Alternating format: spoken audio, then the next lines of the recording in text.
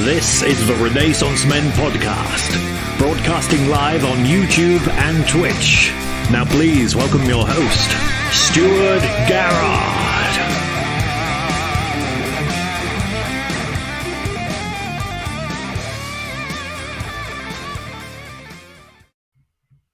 Good evening and welcome to the Renaissance Men Podcast for May 6th, 2022. I am your host, Stuart Garrard, and joining me, as always, is my good brother, Jimmy the Saint.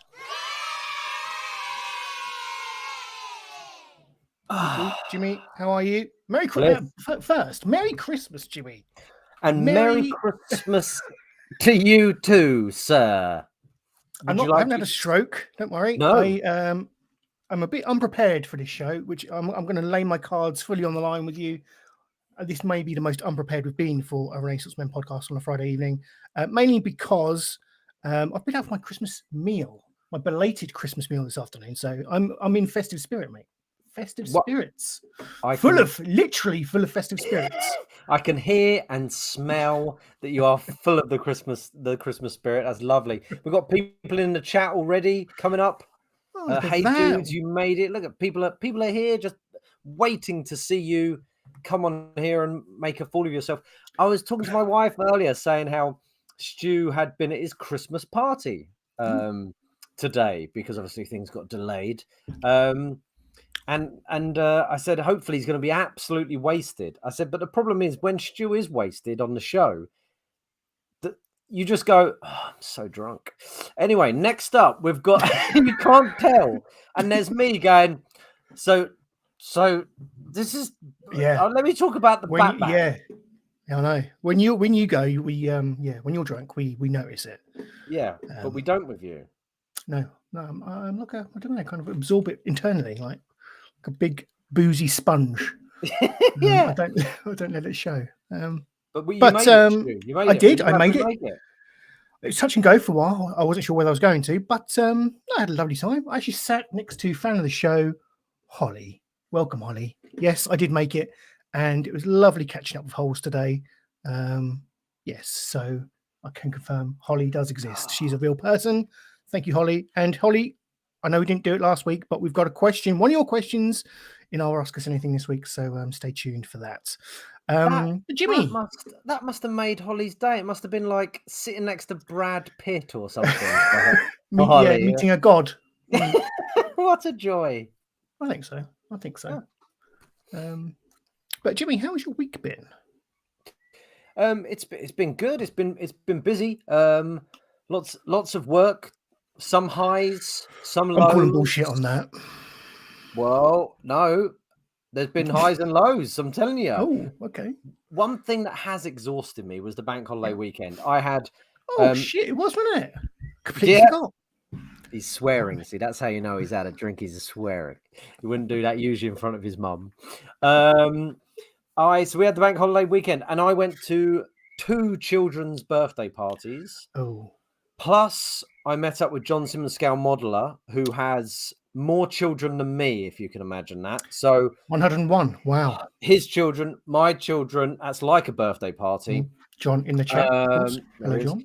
And I had baby ballet. It's just non-stop kids. And I'll tell you, one birthday party we went to was in a small hall. Nothing wrong with that. So it's a perfectly reasonable hall. But I think they had skimped on the balloons in terms of how much they paid for them, because there was a balloon popping, I'd say every minute, and we were there for 2 hours. So you do the math. That's 120. I'll do the math. That's 120 balloons popping, and it was like living in the Ukraine, Stu. I was sat there with just like it. I was sat there. I know. I felt their pain. I was sat there with John Simmons Scale Model Maker's wife and her sister, and every minute, bang, bang, they're just going off in this echoey shed. And I said to John Simmons Scale Model Maker's wife and her sister, I was like, can we please go and buy some booze and just stand outside and drink booze? And they bloody wouldn't do it. So we had to sit in there and get accosted by this noise. But the kids enjoyed it. So that's the main thing, isn't it, Jimmy? Yeah, exactly. Actually, no, it's not.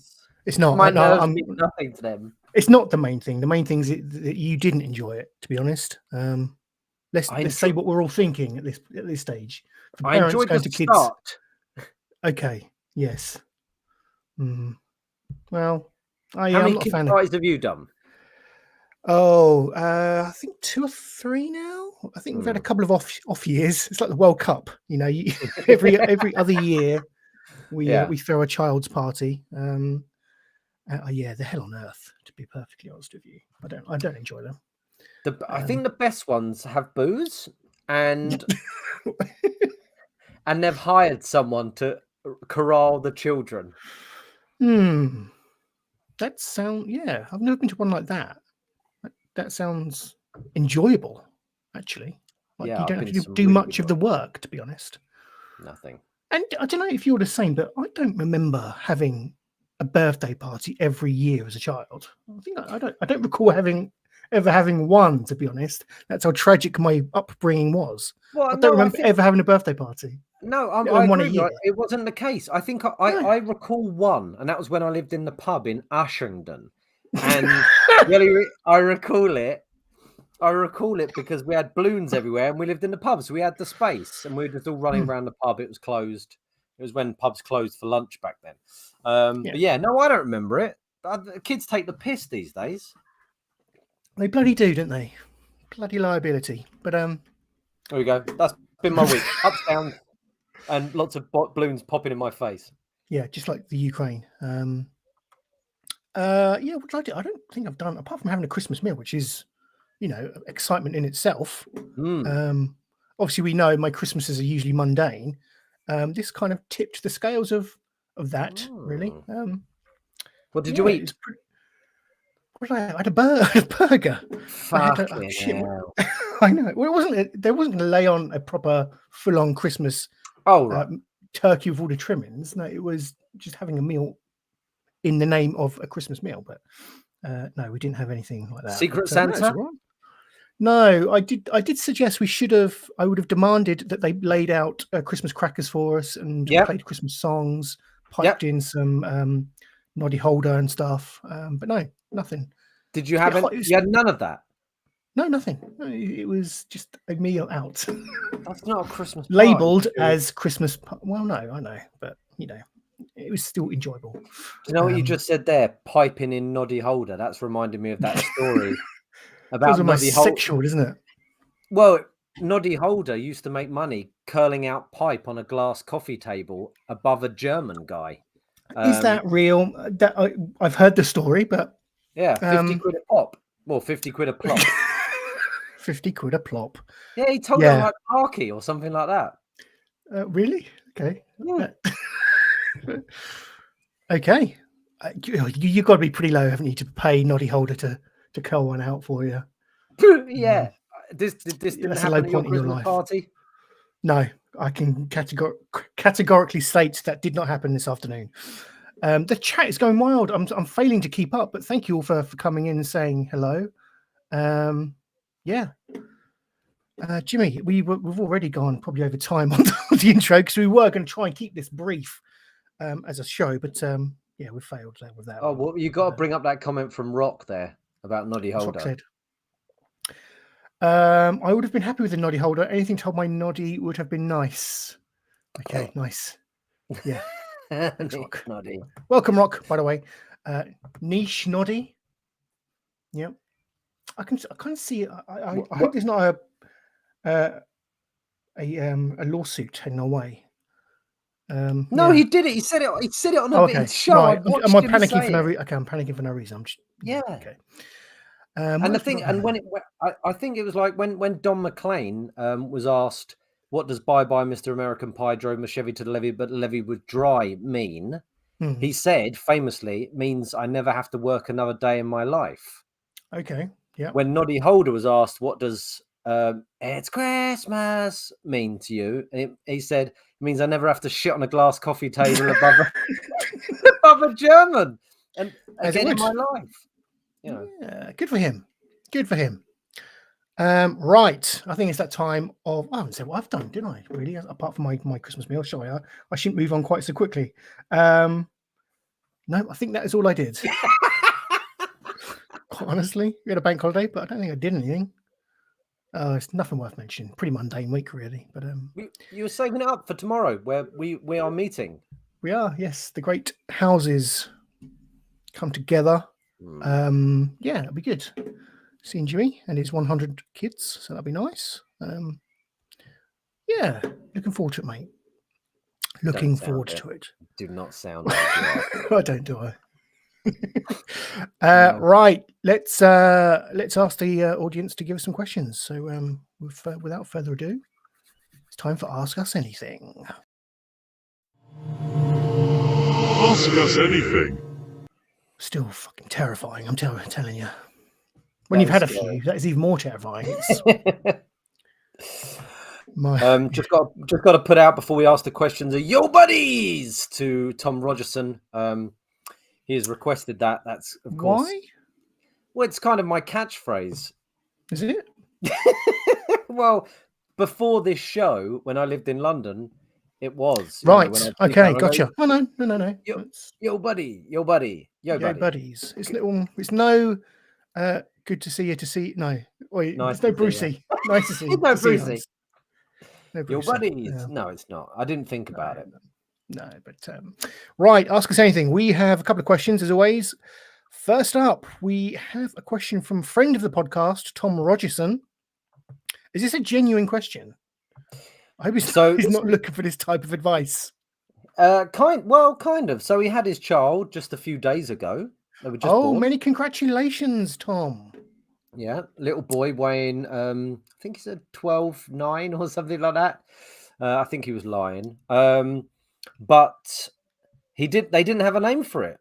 Like, people usually have names, don't they, before they're born? But, I mean, I don't know why. They were just clearly unprepared. They did not have a name.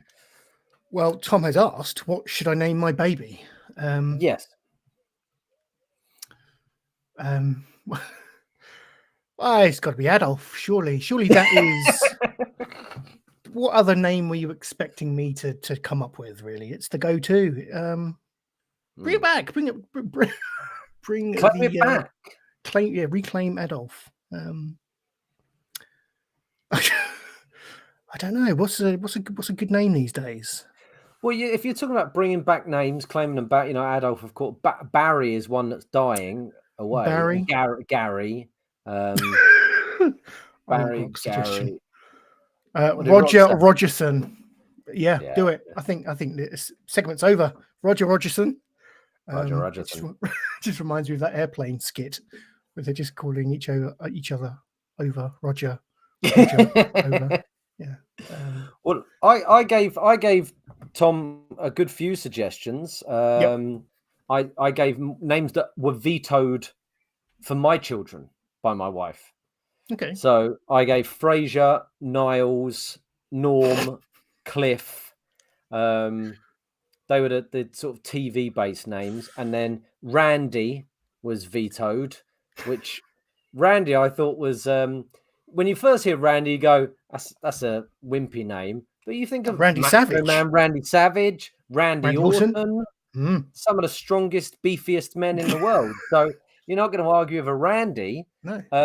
And then Cosmo, which my youngest son was nearly called. Alexander and Turner in the chat has put Malcolm Rogerson. We've had Barry. Oh, you said Barry, didn't you? Barry, Roger Rogerson, Malcolm. I don't know. Is there any Tom? Are you still in the chat? If you are still in the chat, is there anything close? Have you got anything that you need to choose between? I don't know. Yeah, maybe we could do a vote.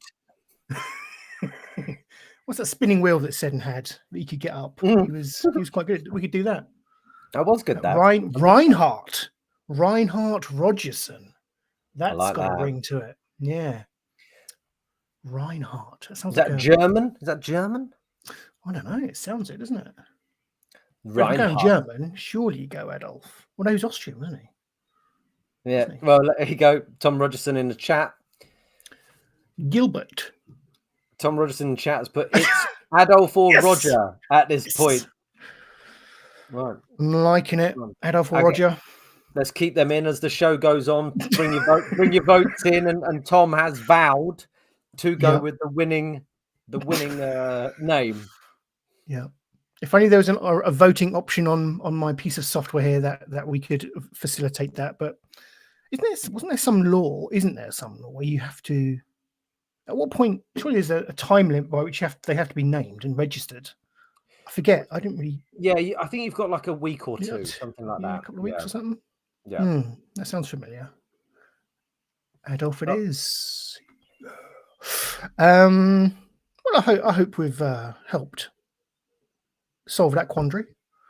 2 strong suggestions in Adolf or Roger, I think. 42 days, says Tom. Clock is ticking. Yeah, there we go. Keep your suggestions coming in the chat. We'll come back to them if we get any good ones. Again, what name should Tom Rogerson give his baby, his newborn child? And again, many congratulations. Is it a first? I don't know. I don't like to pry, but it is their first. Yeah. Oh, bless. Well done, Tom. Yeah. Right. Before we move on, Stu, I have reached out to my celebrity friends with this particular question. What should Tom Rogerson call his child? We did have one celebrity come back to us this time. It was regular answer giver Brian Blessed. Mm-hmm. So I'll play this for you, and hopefully you'll be able to hear it. If you can't, let me know. Okay. No, I accidentally turned it off. Hold on. Jesus. Right. No, we're good. We're good. I mean, it's me and technology, Stu. So speaking of Jesus, that's another good suggestion. Jesus Rogerson. Jesus. Yeah, sure. Mm-hmm. Here we go. Yes, hello, nerds. That's right. It is me, Brian Blessed. Oh, the newborn shoeborn. I mean, Tommy Rogerson's well over the mountain, isn't he? Well over the hill and far away. He should never have had a baby. He doesn't really want one, do you, Tommy lad? So, call it what it should have been. Titwank. Did you hear that? Titwank. Yes, call it what it should have been. Titwank. Right. Okay. So, yeah, there you go. That was Brian Blessed. Thanks, Brian. His suggestion, Titwank. Titwank Rogerson. I don't think that can go up against Roger and Adolf. Titwank Rogerson does have a rolls off the tongue. Yeah, much like a titwank. Second question is from friend of the show, friend of all, Holly Williams. If you were to meet an alien, what one object would you show them? I think got to stray away from tech, haven't you? Because you'd imagine that they're going to be massively more technologically advanced than we are. So I think anything tech-wise, they just look at it and laugh. I think, well, yeah, we've flown here faster than the speed of light. Get that iPad out my face. Yeah, so, I don't know. I agree with that. Maybe a piece of art or something. I don't know, something with some I don't know, some meaning. Yeah, I was going to say the same thing. A piece of artwork. Play him a film or something. Sit down and watch Goodfellas with us. You know. Yeah. What type of aliens are you picturing, Stu? Grey or... Just the standard greys with the elongated heads. Yeah. Like that. Yep, just like that. Just like that. Yeah. So I don't know. There'd be limited communication between us. So it'd have to be something quite visual, I think. Yeah, I don't know. You'd want something that could sum up our species and our advancement as a species. So I'm thinking Goodfellas is a good way to go. I don't know, or I don't know. I think I'd show them to my bed. I'm going to be the first man on Earth, or woman on Earth, or non-binary person on Earth to make love to Come this way. My bed. What's your name? Titwank. Very nice. Follow me. Oh dear. Yeah. That's what I'll yeah. go with. Okay. Of course you would. You would sleep with the aliens, of course. I should have known. I don't think my wife would complain about that. No. Would you complain if your wife said, "Yeah, get in the bed"? No, I'd consider her a pioneer of sorts, I guess. Exactly. Yeah, kind of. Yeah, I'd say, go on, girl. Yeah. Rock is suggesting a nail file because they're quite fond of a pedicure. That sounds like he's met them. Yeah. Or he's mad. Do aliens have big nails? Well, I don't know. No, I don't. You could watch Alien, actually. That'd be quite meta, wouldn't it? Here we go, Alien. Yeah. Let's watch Alien. I wonder what he would think of it. Or he, they. I wonder what they. That's a minefield. I wonder what they would think of it. The film Alien, of course. Yeah. Again, another major piece of art. Fantastic work. Sorry.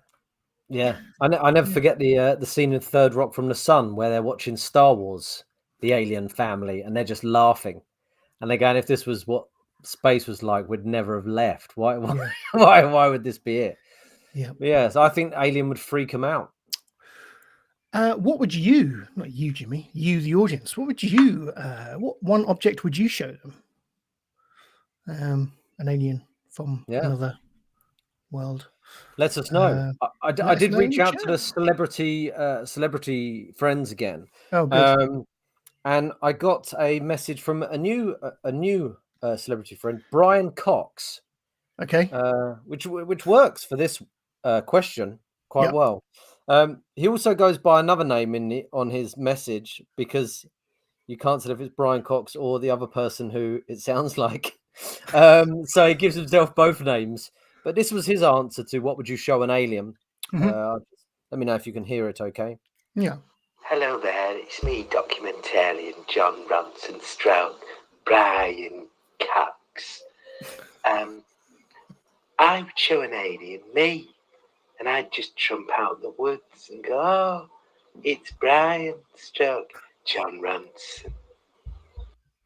There you go. So John Ronson, the documentary maker. Do you know who that is? No idea. Oh, well, he sounds just like Brian Cox. So that was they've got the same voice. So that was John Ronson / Brian Cox.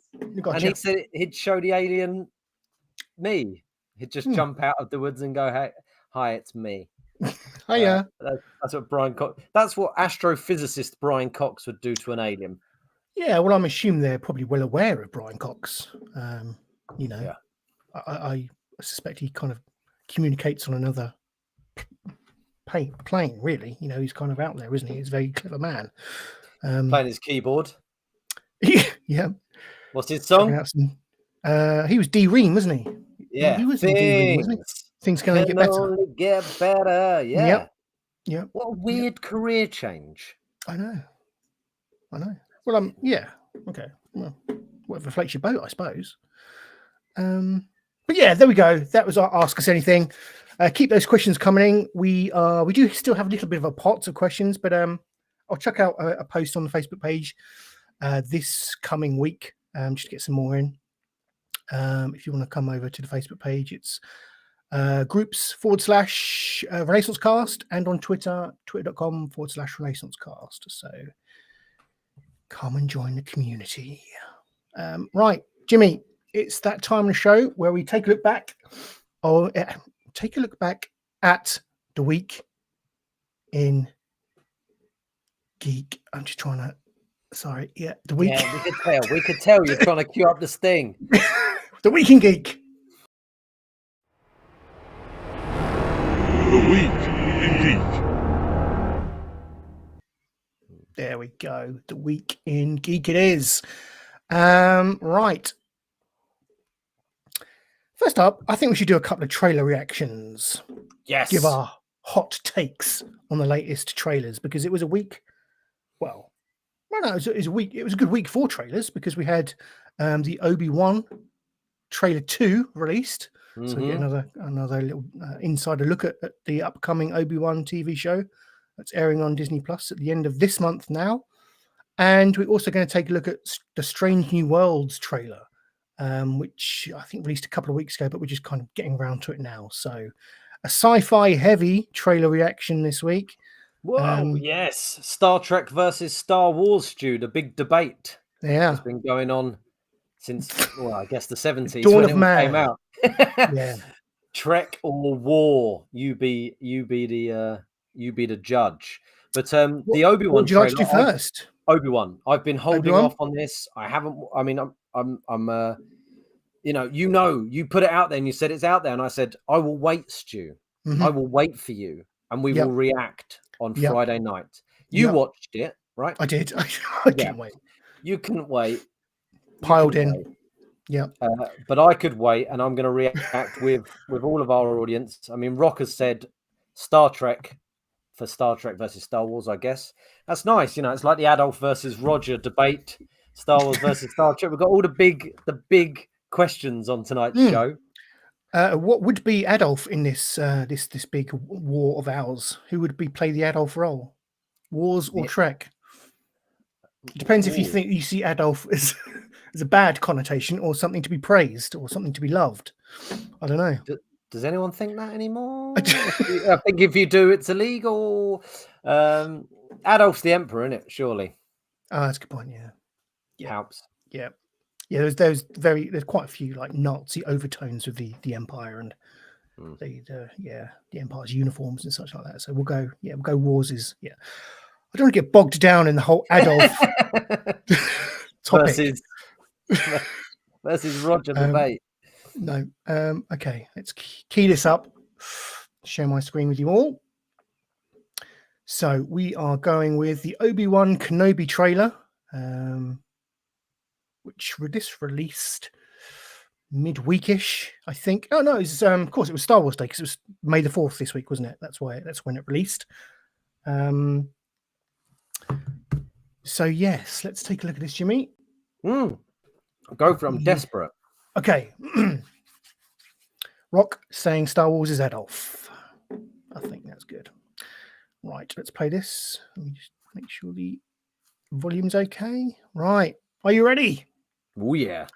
Let's take a look at the Obi-Wan Kenobi trailer.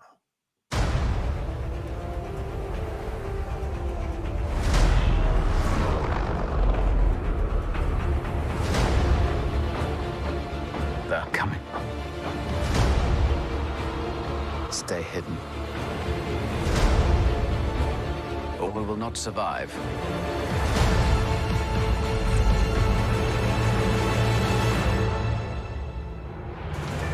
Leave us alone. When the time comes, he must be trained.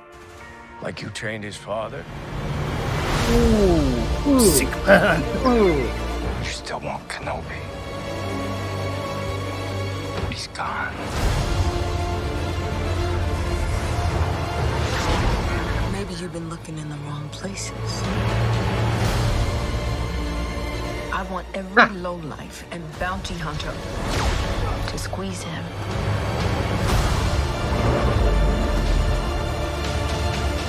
You can't run Obi-Wan! Ooh. You can't escape him!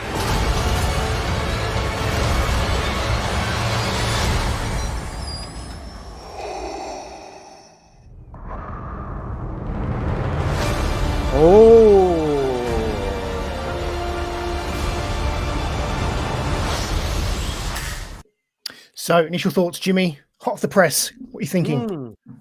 I liked it. I thought that was good. That was exciting. A lot more interaction between characters than what we got before. We didn't get any interaction. I don't think we got any voices before, really, apart from Obi-Wan. We got a little bit from Lars, giving his a point which we thought, stay away from us. Big dig like you did for his dad. That was harsh, wasn't it? We heard the Inquisitors chat. They had a little bit of talk there as well. She's clearly going to be a main character. That actress who's not a known Inquisitor from the Clone Wars cartoons. No, yeah. There's the the Grand Inquisitor. There's the Night Sister, I think one's called, the guy with the big sort of dustbin pan on his head. Oh yeah, and she's they are sisters or something, aren't they? Yeah, well, like the They're not seventh knights. sister. Yeah. Yeah, the Yes, Night that's right. Sisters are the from Dathomir, aren't they? Darth Maul's people. Yes. But I think she's a new character, so I think she might turn. She might have a bit of a face turn in the show. I think she seems like there could be. What I liked about that was her and them saying, "I want every bounty hunter and everyone to find him," and you saw him doing some fighting. I was like, now it looks a bit exciting, because previously you just saw him like looking at Luke and starting walking around and hiding and doing some general DIY. Whereas here the idea that everyone's after him, the Empire's sent loads of people after him, and we're going to see him duff up some bounty hunters, some Inquisitors. That's exciting. Seeing Vader there as well, him being put together. That's going to be fun with Obi-Wan there. That was good. The only thing that stood out to me was his Obi-Wan voice sounded a little bit off to me. I think it sounded how it's always sounded, which has always, for me, always been a little bit, I don't know, off-putting. And it's Ewan McGregor doing an impression of Alec Guinness, isn't it? That's what it's always been. Yeah. And it's always sounded a bit strange to me. So I hear what you're saying, but there's doesn't seem to be much change. No. Well, it worked as an old man. It worked in the original films with Alec Guinness doing an old man's voice. It's me. These are the drugs you're looking for. That works when he's the you should do it, Jimmy. I know, but they didn't ring again. But when you're a wily old fruity wizard and you're going, oh, you're only a master of evil, Darth. When you're doing that works. But when you're a young man, you want him going, come on then, like he would have. Old men are very different to young men, but maybe it's because he's doing like an old man's voice in a young man's body. Yeah, maybe it just there is that disconnect. I don't know, but it looks. I don't know. When I first saw this trailer, I was a little bit disappointed because it didn't do much. It looked visually very similar to the other trailer. Yeah. To the point where I think, have I selected the wrong trailer? And again, I did that as I was keying it up this evening. I thought, have I chosen? Because I know what I'm like. Have I chosen the right trailer? But I like the bringing in Darth at the end was nice. I kind of want like a Star Wars version of The Fugitive. if they can do that somehow, I would quite like that. I think Obi-Wan on the run, like Harrison Ford, looking for a one-armed man. They're spoiled for choice with one-armed men in the Star Wars exactly. saga, aren't they? Yeah, that's what we need. Fugitive. It wasn't me. It was the one-armed man. Yeah. So overall, I'm already hyped for this show. So it hasn't really affected my hype levels much, to be honest. Just really looking forward to it, and it's soon, isn't it? It's soon. Yeah, I'm looking forward. That got me pumped for it, to be honest. I like the music. Good. I also like the fact in this one at the end when it said Disney. I think in the first trailer it had a blue lightsaber and spin round to do the top of the Disney. And in this one, I didn't notice that detail. Well, that's a level of geekery above and beyond, Jimmy. Star Wars nerds like me. Tom Rogerson put something very interesting in the chat there, Stu, if you'd like to just bring that up. I'm a bit uncomfortable by all the adult talk, and Brian Blessed has upset my wife. Going to just call him Obi-Wan Rogerson. Yep. That's Obi-Wan Rogerson. Yes. Just combine all the names we suggest. Get them all in. And Rock put something confusing in the chat as well. Have you seen the porn version? Oh boy, Wankanobi. That's a really reach, Rock, but I like it. That's the kind of joke I would tell. He does do a reach. He does do a reach around. Let me give a shout out to Metal Maniac in the chat. Hello, Metal Maniac. Thanks for joining us. Another person I was sat near on also experienced a Christmas lunch today. So Metal Maniac, absolutely you. Stu, they must have heard your dulcet tones over. You must have. From me. God, you must have been like Oscar Wilde at that meal, spurting out witticisms, and all these people have gone. I must rush home and hope to God he's not too hammered to do his show and listen to him voice his opinions on nerd. Yeah, culture. that's exactly what it is. Mm-hmm. Right, so that's Obi-Wan Kenobi out the way. We're going to watch now. Let's do it. Star Wars. What's this called? Star Wars? Star Trek. No, Star Trek. Sorry. Strange Trek. New Worlds. Strange New Worlds. Beg your pardon. Yes, Strange New Worlds. Thank you, Jimmy. For anyone who doesn't know what this is the latest in the new Trek, which has been an absolute disaster. It is following Christopher Pike, Captain Christopher Pike, who was the captain of the Enterprise before James T. Kirk. He had his number one, who is a woman. I can't remember her name. She's played by the actress who played the original Mystique in the X-Men movies. And Spock as well was his science officer. The first episode ever of Star Trek was called The Cage. And it was like the pilot, and it had Christopher Pike as the captain. And then once they picked up Star Trek, they got rid of Pike and they brought in Kirk. And Christopher Pike had a terrible ending to his life. He ends up in a big box with 2 buttons on it. Green means yes and red means no. Terrible ending for this poor character. Sounds, I don't know, it's not too bad. Not too shabby. Kind of like condensed your life down into like those 2 binary decisions. I'm all for it. Anyway, so where does this sit in like the so is this part is this like anything to do with like the J.J. Abrams stuff? Is it, no, I don't know. No, it's not. In Star Trek Discovery, which was the prequel, which was the first part of New Trek, it was the prequel to Kirk's Star Trek. In season 2, they introduced Pike and Spock on the Enterprise. Right. Then the whole series was Pike as a captain, and he was very, very good. The guy who plays him is called Anson Mount, and he was in the TV show The Inhumans, which was the failed Marvel TV show. And yeah, he was very good. The guy who played Spock was okay, and people liked him so much they went, let's do a series. Now, the really good thing about this, apparently, is going to be that it's a weekly episodic show where each episode is a different adventure, unlike current Star Trek, which is just one like 10-hour film. But the trouble is they've only got about 2 hours of interesting stuff, and then they stretch it over 10 hours of nonsense. Okay. So this okay. So is this? Are we saying then that this is almost a?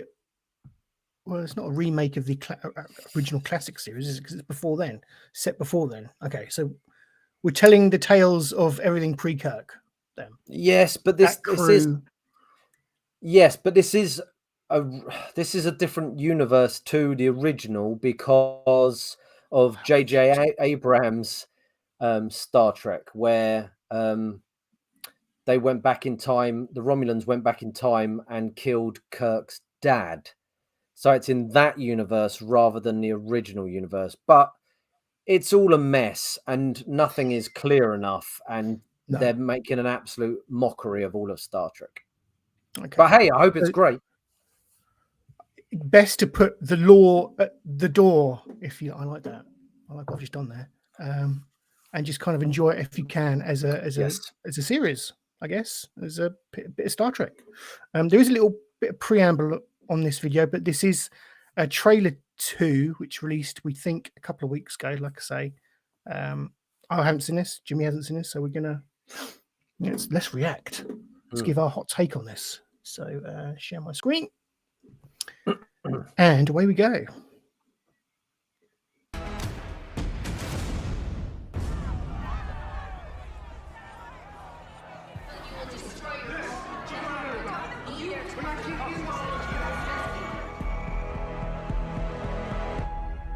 Hi. Sorry to interrupt.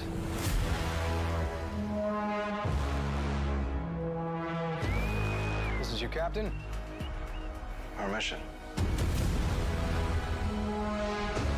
To chart the stars. Push the boundaries of what is known.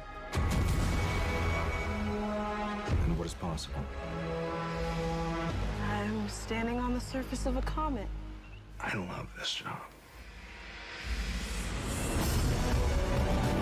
These people, this crew, I believe we can do anything. You wanted to seek out new life. Go where the aliens are. Your presence is blasphemy. Let's talk about this. Find some I think that went well.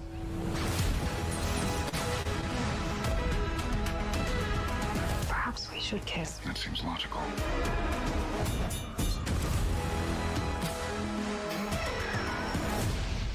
Maybe we don't touch anything else. Just a suggestion. The whole future hangs in the balance. No one can know the future. One can only follow one's instincts. You're the best of Starfleet. Our ability to work together, that's our greatest strength. What's that Spock sex scene? What?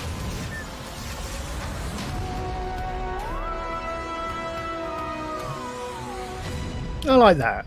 No, that was a cool nod, but it seems too quippy. That's my initial reaction to that. Yes, Stu. That was far. Maybe we don't Too do that funny. next time. Like, they're Starfleet. They're supposed to be Weird. professionals here. Yeah, no one's that funny in the Navy. Which, No. they are, aren't they? Space Navy. Maybe we should kiss. That seems logical.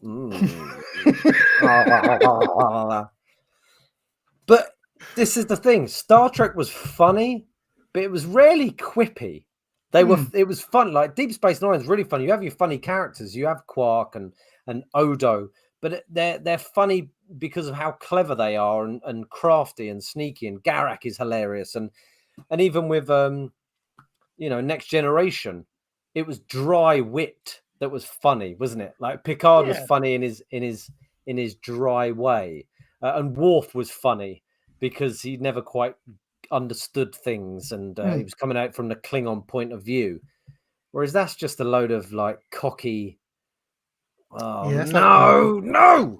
The Marvel witticisms coming into, and it's seeping into everything these days, isn't it? that type of writing, and being overly quippy. I don't know if that's even a word, but do you know what I mean? It's it's a very much a writing style that we get in the cinema these days. I'm loving the initial reactions from the audience.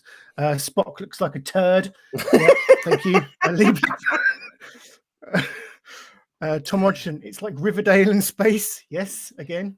Yeah, that's that. Both equally good points in different ways. But it was, that quick.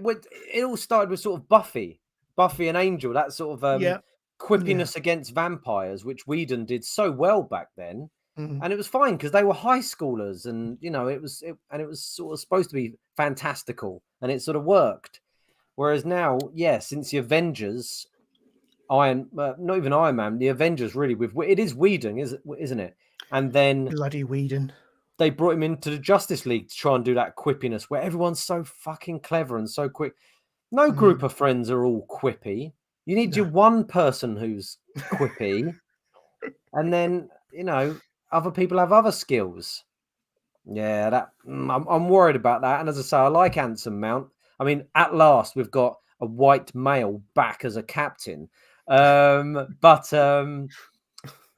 I do like him. You got Uhura there. She was in. That was a joke, by the way. Anyone out there? Uhura was there. Typing as we speak.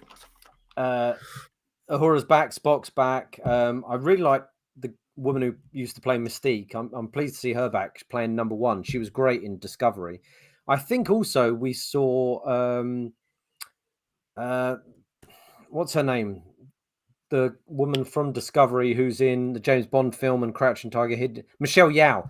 Was Michelle Yeoh in there? I didn't spot her. I thought she was too busy being flummoxed and / aroused by the Spock sex scene. Well, in the first in the first trailer, we saw a topless Spock.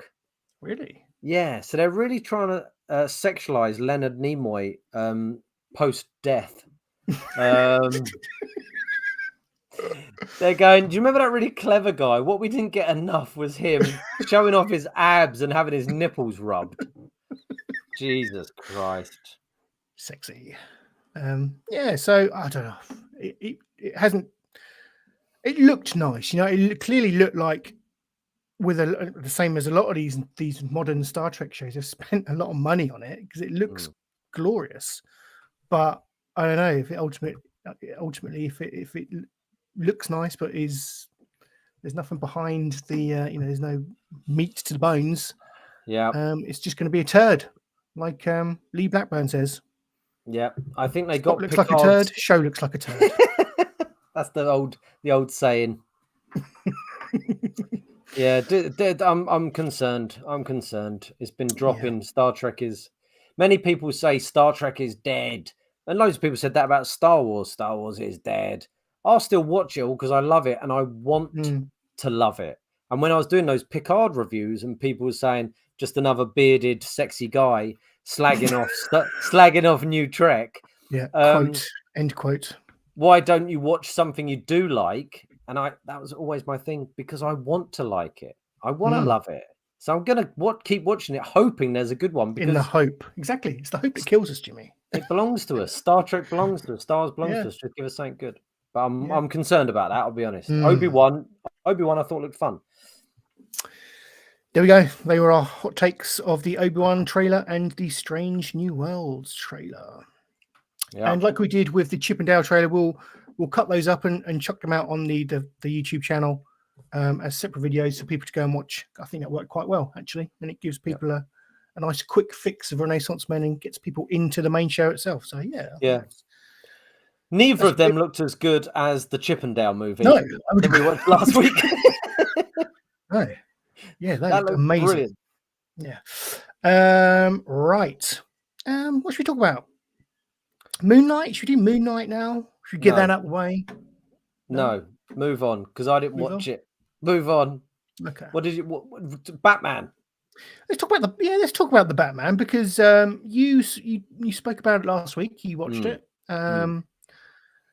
I think, is it fair to say that you found it very well? You fell asleep. I fell asleep. I fell asleep. So if you wouldn't mind telling me what happens at the end, that'd be really, really helpful. So, God, what does happen at the end? Oh no, I'm joking. Don't say what happens at the end. Just tell me your thoughts on it, because I did find it an interesting one. Yeah, it's first off, I think Arpats was a very good Batman. He's very, very moody. He looked the part. He sounded the part.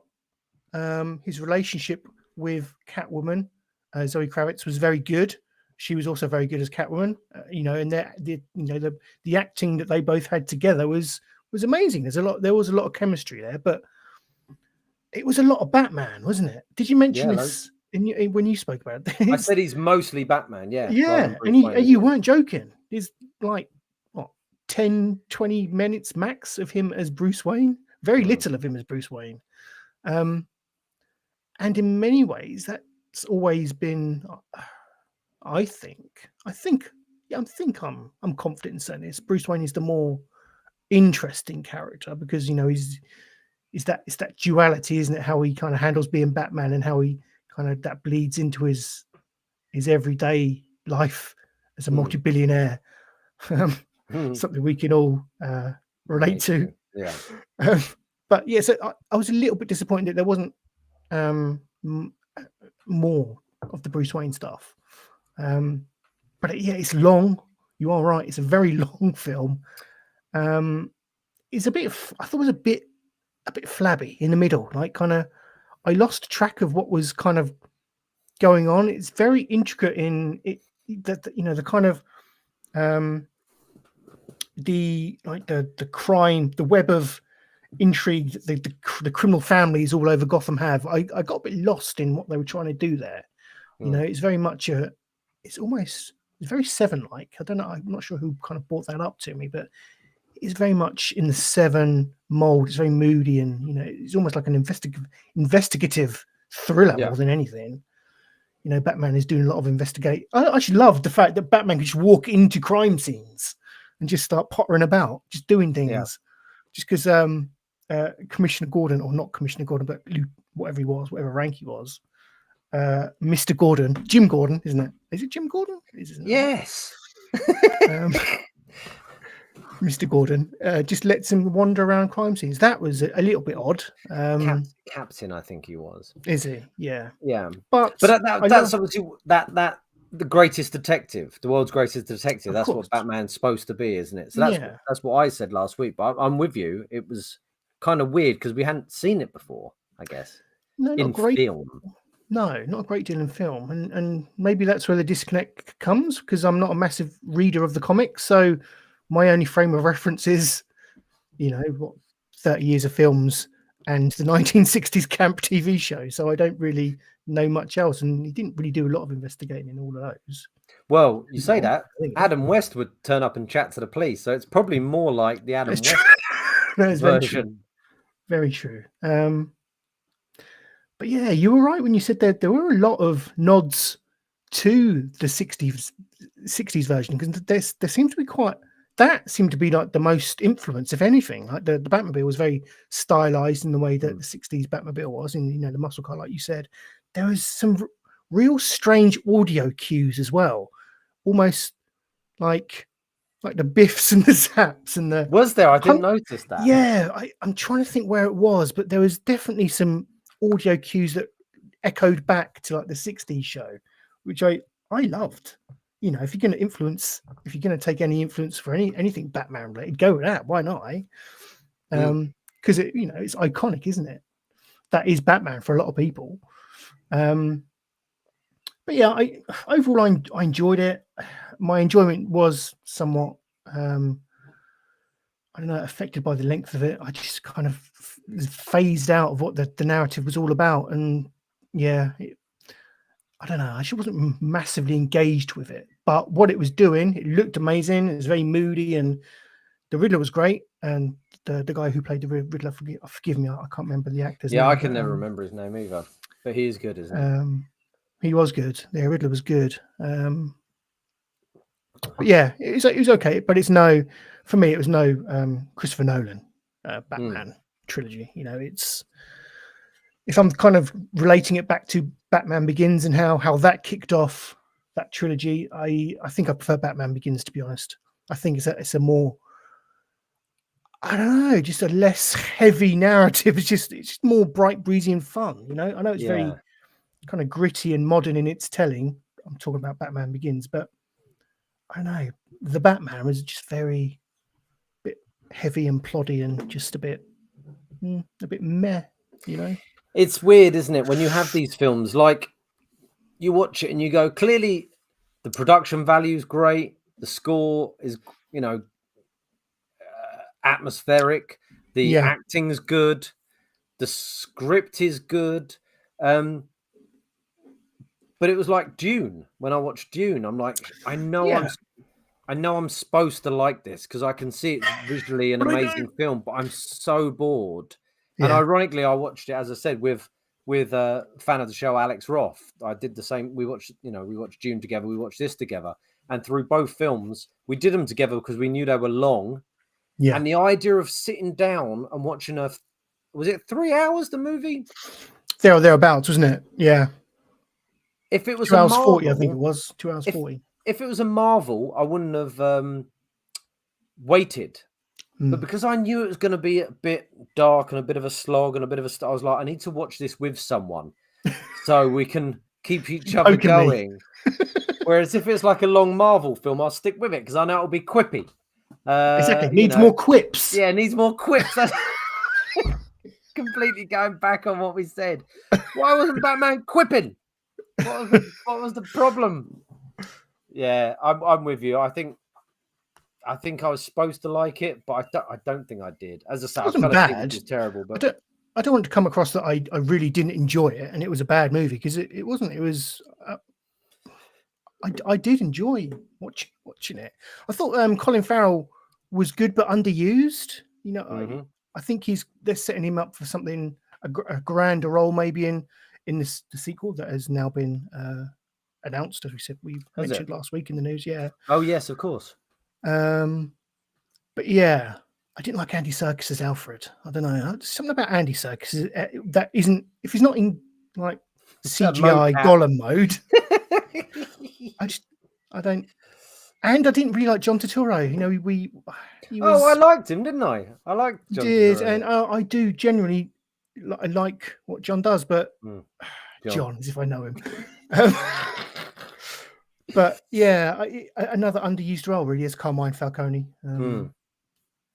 But I didn't think much of Zoe Kravitz, to be honest. I thought she was. Did you not? No, I thought she was good. I quite liked the bit where she went into the underground club and she wore the contact lens. I thought that was quite interesting, and maybe she did some more stuff later on, post my nap. So maybe it's harsh of me to judge, but ultimately I think that it was just it seemed like a generic detective film with the Batman characters in it. Like, it wasn't as exciting as Seven, say, or what else was good? Prisoners, the one with Jake Gyllenhaal and Hugh Jackman, and the guy who plays the Riddler. Yeah, I can't remember the name. Those really Paul Dano. Sorry, I got it up. Paul Dano. That's him. Yeah, really, these intense. It wasn't an intense detective thing, and I wonder if that comes from those types of films because they're regular human beings in that world. Where when Batman's the detective, he's going to sort it out. Maybe that's the issue for me. But do you know what? I wonder if we've just been too ingrained with like really overly quippy, fantastical superhero films, and when we get something that goes against that, we don't like it these days. No, because the Joker I thought was incredible. What, in this? No, the Joker film, which was oh yes, it was. Not a quippy thing. It was a dark DC shot. No, yeah, that is a good point. Actually, that was good. But I think that was that was just a very interesting story that it was telling. Perhaps it just comes down to that. Perhaps just the story in the Batman wasn't that compelling. It got too bogged down in like intricate, like organized crime, politics, and quite frankly, who cares? Maybe you need to. Maybe remember we were talking about Die Hards the other day, and I gave you the revelation that Die Hard with a Vengeance wasn't a Die Hard film originally. It was a script called Simon Says. Maybe that's what they need to do. Find a script that's just incredible, and then just stick your characters in it. You got rather than try and write it around Batman. Metal Maniac has put an interesting comment in the comments. Who doesn't need shark repellent bat spray? Yeah, it's a good point. Yeah, that would have added something to the Batman, I think. That would have been my favourite bit if he would have fell into some sharks and would have pulled out a spray and just done it. And you'd have gone, yes. You would, yeah. But there you go. Lovely segue into the next thing that we can talk about if you're open to finishing there and going on to the segue. Yeah. Segue. What segue? Well, being what I watched this week. Okay. You okay with that? No, I am. Yes, I've got nothing else to say. I don't know what we're segueing to. Jesus, Stu, that was seamless. Are we talking 47 meters down? We're doing a show, not just planning it. Yes, we're talking about. Who are you? 47 meters down, Stu. Have you ever seen 47 meters No, I don't down? know. I don't know what this is. So that's why the connection was lost on me. So I apologize. Forgive me. I murdered that, didn't I? Ooh. No. I was too quick. That's the problem. I was too quippy, Stu. But finish up with your Batman. I finish it up. No. How many stiffies would you give it? What's the rating scale these days? Are we still on 5? Yep. We're going 5. 3.5. 3.5 erect stiffies out of 5. Not bad. Yeah, it's kind of middling. I preferred the Nolan. Nolan series so far. So yeah, there we go. That's fair our enough. official take on the Batman. Done. Jimmy, I understand you've been watching 47 Meters Down. Uncaged. Well, segue from what, of course, Metal Maniac said, who doesn't need shark repellent bat spray? I'll tell you who does need shark repellent I see sharks. Right, bat spray. The cast of 47 Meters Down, Uncaged. What is this then? There is a film called 47 Meters Down, which I watched a while ago, which is about two young girls who go out with some young men onto a boat to do cage diving for sharks. It's a slasher movie, it's not a documentary. And it's a bit of a jip boat. And as the cage is going down, sharks, the cable breaks and they go down to the bottom, 47 meters to be exact. Hence the name. Gotcha. Yeah. And it's about them in this cage and them trying to escape. Now, this film is the sequel. It came up on the iPlayer when I was looking for junk to watch. 47 Meters Down, Uncaged, where 4 girls, not 2, 4, double the trouble, triple the fun, nice. Go down into a cave and they're ancient Mayan tombs. There's something. They might be Mayan tombs, and there are they go down scuba diving, and there are Mayan. sharks. Mayan. It is Mayan. Yeah. And there are sharks down there, blind sharks, because they've been in the dark and they've adapted. Okay. What's the issue then? Sure, they can't see them. I can hear them. I can hear them. Right. And it's just them stuck in these these tombs, trying to outrun a shark. Well, that's easy. No, because there's water. Oh, okay. It's not dry. It's not. Sharks running on land. Yeah. It's not like The Mummy with Brendan Fraser in like a tomb and there's a shark flopping around on the ground, rolling, trying to chase them. I don't understand what the issue is. They're underwater. They're scubaing. Right. Yeah. So, I mean, I don't even know really what to say. 4 girls go down there. You see a lot of their skin. I watched the start of it with my wife and she went, "Who's this aimed at? Who's this aimed at?" Well, she was already going to bed. And I went, shark enthusiasts? No, I said, young perverted men, I guess, 19 to 20 or 16 to 20. And she went, "And old ones." And I went, "What?" I thought, is she having a go at me? So then I threw in, and lesbians. Let's spread the hate. But no, she wasn't giving me shit. It was ridiculous. They're doing all those gratuitous butt shots and whatnot. Yeah, you're like, get on with it. But I'm a feared of underwater, of closed in spaces, cave diving. That stuff freaks me out. So I watched this because I knew I'd have a visceral reaction to the claustrophobia of the movie. The sharks I didn't care about. The sharks don't scare me at all. It's when they're trapped in small spaces. That's what got me. And it was, do you know what? It was quite a fun romp. It was a fun romp, and I'd say it's on the iPlayer. And if you got 90 minutes and you don't know what to watch, and you fancy a giggle and a bit of a occasional jump scare, it was a good laugh.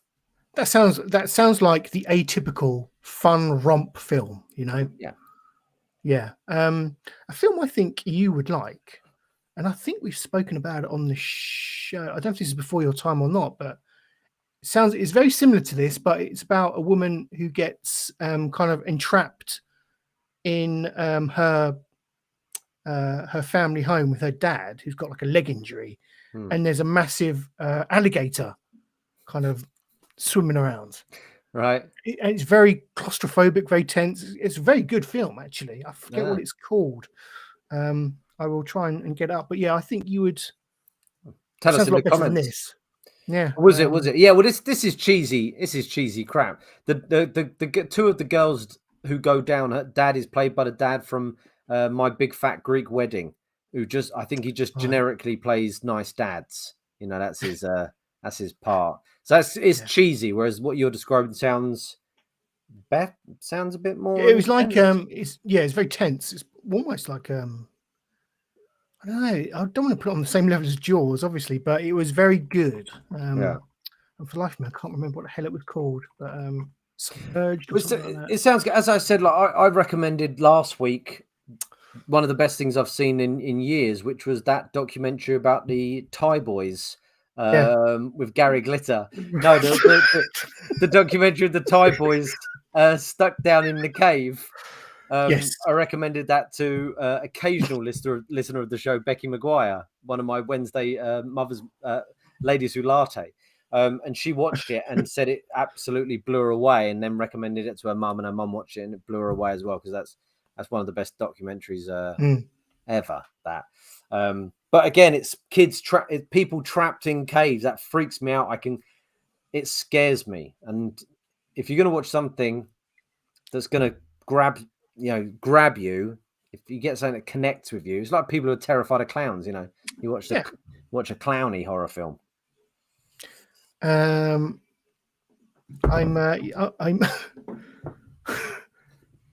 you're right, sorry, fizzed up. I went onto IMDb and found just searching for crocodile movies, and some of the titles on these movies is amazing. Some not so original. One's just called Alligator, which says what it is really. Rogue, Lake Placid, obviously. Death Trap, The Alligator People, Primeval, Frankenfish. That's where it starts to get awesome.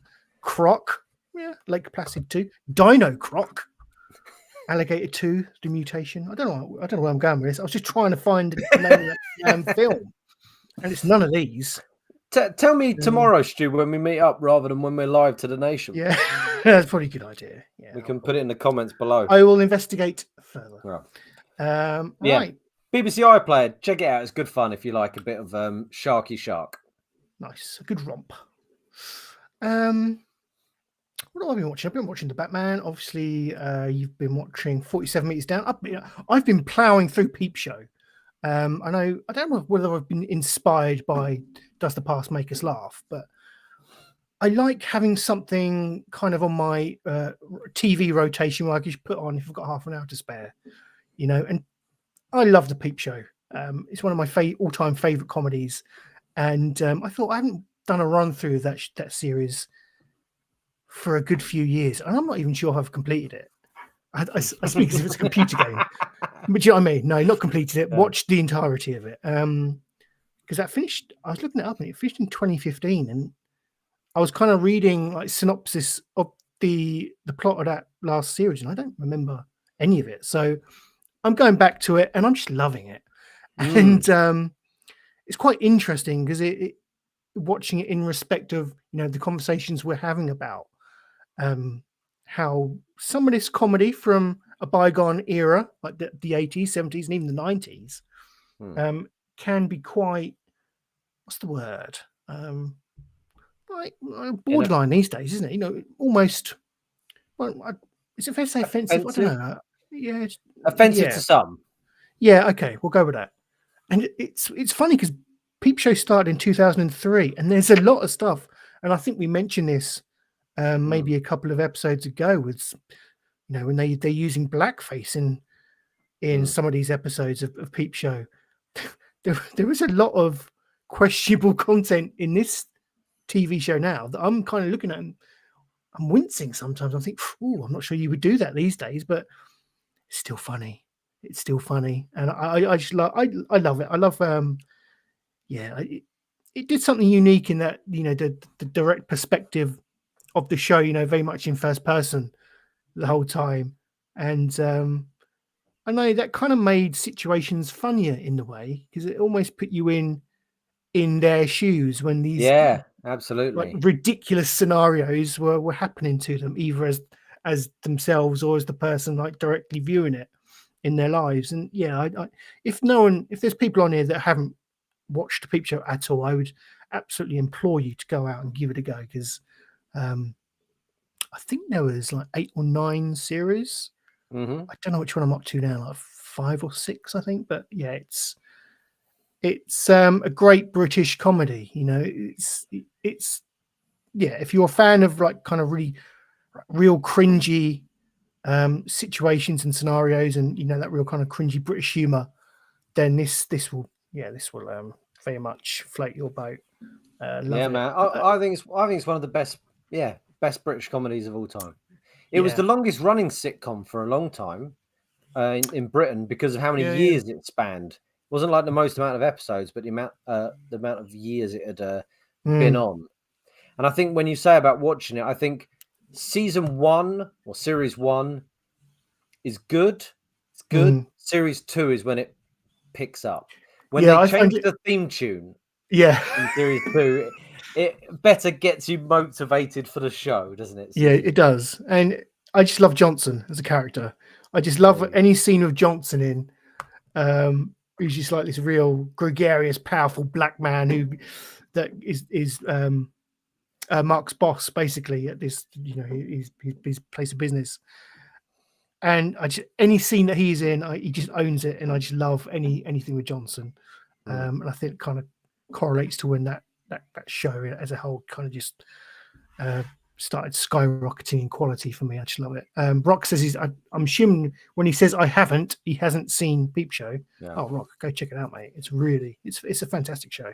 Yeah, fantastic. There's no weak characters either in it, is there? Everyone is super hands. No, super hands is sort of the third wheel in that friendship group, isn't he? And Sophie's brilliant. You know, you've got Olivia Colman in it, who goes on to win Oscars, and all of the women that they date as well. Big Suze, love Big Suze.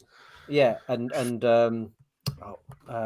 Dobby and Nancy, and Tony, and the Russian girl he dates. Is she Russian or Ukrainian girl Jeremy dates?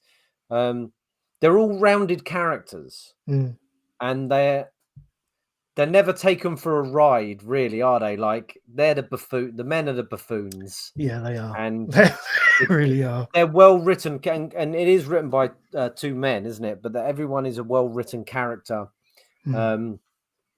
Yeah, fantastic show, and just those two together. They've been friends since university, haven't they? Mitchell and Webb. They've done their sketch show together. They did it on the radio, which was the sound of Mitchell and Webb. They did the TV show, which was the look of Mitchell and Webb, or the smell of Mitchell and Webb, or the taste of Mitchell and Webb, something like that. But they did Peep Show, obviously, for years. And then they did the show Back. Have you watched Back? I haven't, no. Very good. Very good. That's on Channel 4. I think there's 2 series of Back. Again, Mitchell and Webb, not written by Mitchell and Webb, but they're in it. They're the 2 sort of main guys. And what's lovely in that is they swap sort of characters, because in that, David Mitchell is an alcoholic and Robert Webb is the more sort of grounded, really? That'd be interesting. Yeah, so it's nice to see them play in different characters. But they're brilliant comedians, the pair of them, aren't they? And I agree. Yeah. Peep Show is one of the best. Have you got a favorite episode, Stu? I really do like the episode where Mark, I think is due to go. That's the one with the shrooms party. Where Mark gets like stomach flu, and it just kind of there's just a moment where everyone's gathered around, like, for some reason their bathroom doors come off the hinges, and Jez has just put like a towel across the top, which kind of still shows the lower half of whoever's doing their business in the toilet, and it just culminates in this scene where Mark is just kind of in front of everyone, just, you know, having the runs, essentially. And everyone's just party to the situation, the horrific situation unfolding. And I know it's potty humor, but it tickled me. I just love that episode. It's just it's great. It's the way it builds up, and the scenario builds up, and then it's just this ultimate humiliation of Mark at the end when he's just going on the toilet, and people just staring at him in disgust. I think my favorite episode is the Christmas special, where Mark's family are coming for Christmas Day and he's hosting for the first time. You know that one? I don't think I've got that far yet. Jeez, it's one of the it's the best Christmas. It's one of the best Christmas specials of any show ever. And it's not like, oh, we're doing the Christmas special, like, because a lot of American shows have the Christmas special each year, don't they? Yeah. This is the only Christmas episode of Peep Show. It's just one episode. But what a line that kills me every time is Jeremy comes in the morning. It's like 6 a.m. or whatever with his stocking. Can I come in yet, Mark? Yes, you can come in. He's sat, he's the kid, can I come in yet, Mum? Or, he's sat there reading Mark. He's like, yes, you can come in. Yeah. And he's like, we open our presents. He's like, yeah. And Jeremy starts to get in bed with Mark down the other end. And he goes, what are you doing? He's like, well, we'll open our presents in bed, won't we? And he goes, what if our feet touch? He goes, well, if our feet touch, we fuck, obviously. It's just this sweet moment, him grabbing our present. What if our feet? Well, we fuck, obviously, don't we? And mate, I watch it every Christmas, that episode, when I go through my Christmas specials. But yeah, I'm with you, Stu. Yeah. If you haven't seen Peep Show, get on it. Great show. It's kind of me, really, for this week. But obviously, we want to talk about Moon Knight. I assume we still want to talk about Moon Knight. Are you happy to talk about Moon Knight? Yes, Stu. As I said, I'm a couple of episodes behind. It's been a busy week, as I said, with work and kids' parties and whatnot. But I'm happy to hear you talk about it. I'd ask you not to spoil the last thing, I won't. Whatever that may be, if you can. Do you know what? I think I will talk about it very generally, some very general thoughts, and maybe we can come back to it once you've watched it. Yeah, wonderful. If I'm being honest, I was a little bit disappointed with the last episode. I never really kind of understood what this has been lost through the course of the series. I never really understood what Harrow was trying to do. I know there was cleansing of souls was involved, trying to get his god, kind of raise their god. I don't know if they're an evil god. What are they the god of? Like, well, it was a cleansing judgment souls? God, wasn't it? Yeah, judgment god of judgment. Okay, that's fair. Which makes sense. A god that judged them pre their crimes. That's right, Minority Report style. Yeah. Okay, so that's what they were trying to achieve, and this kind of continued to play out in this final episode. Yeah, I don't want to.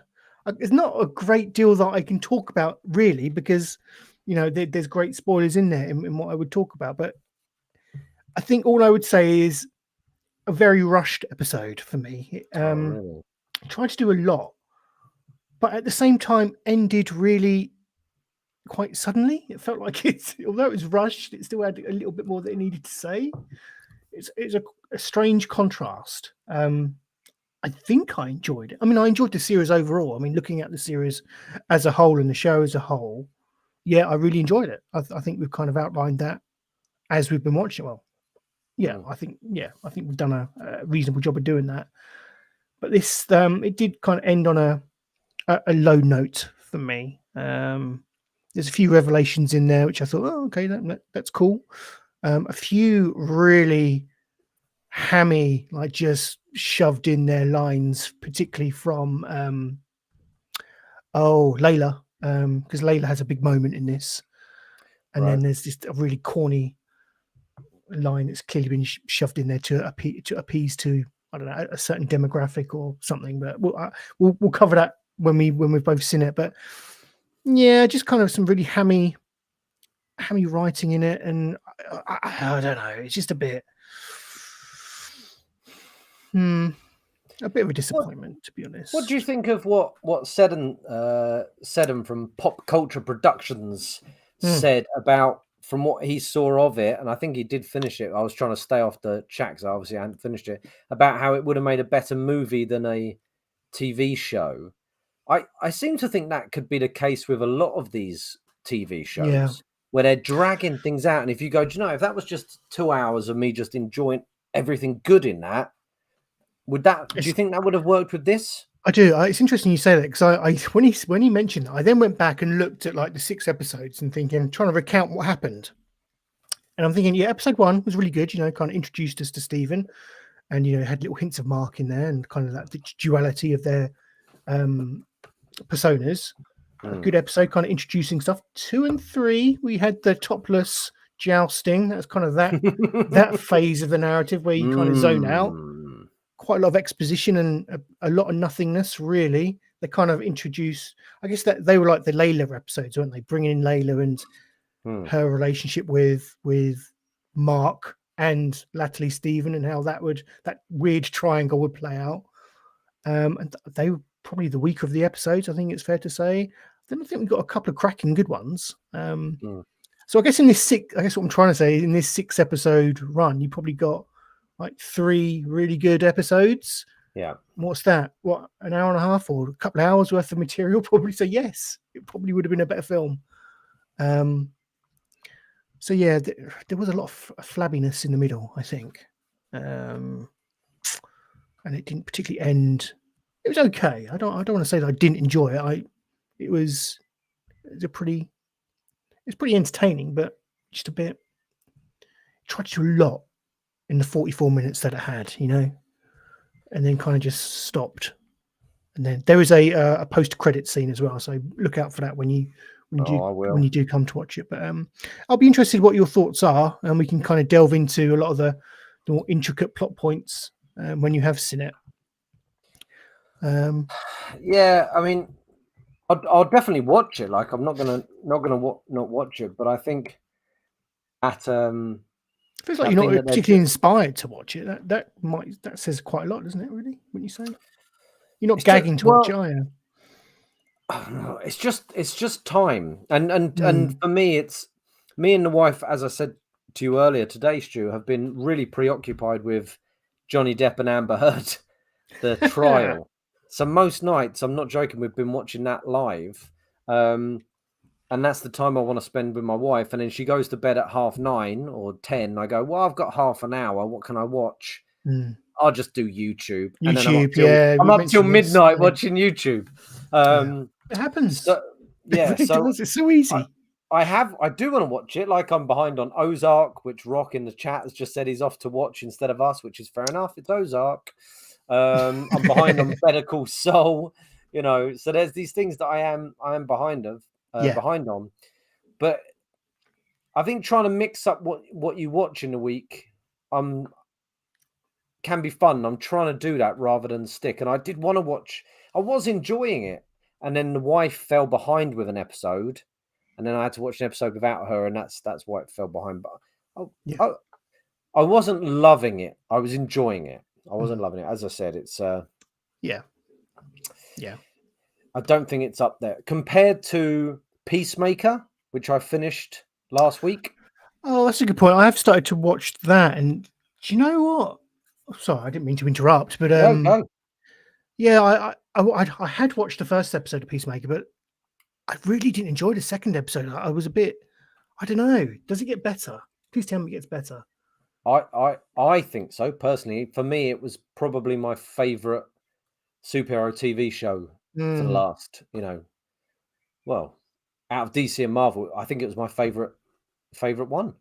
It was certainly the most emotive for me and character driven than any of the Marvel stuff.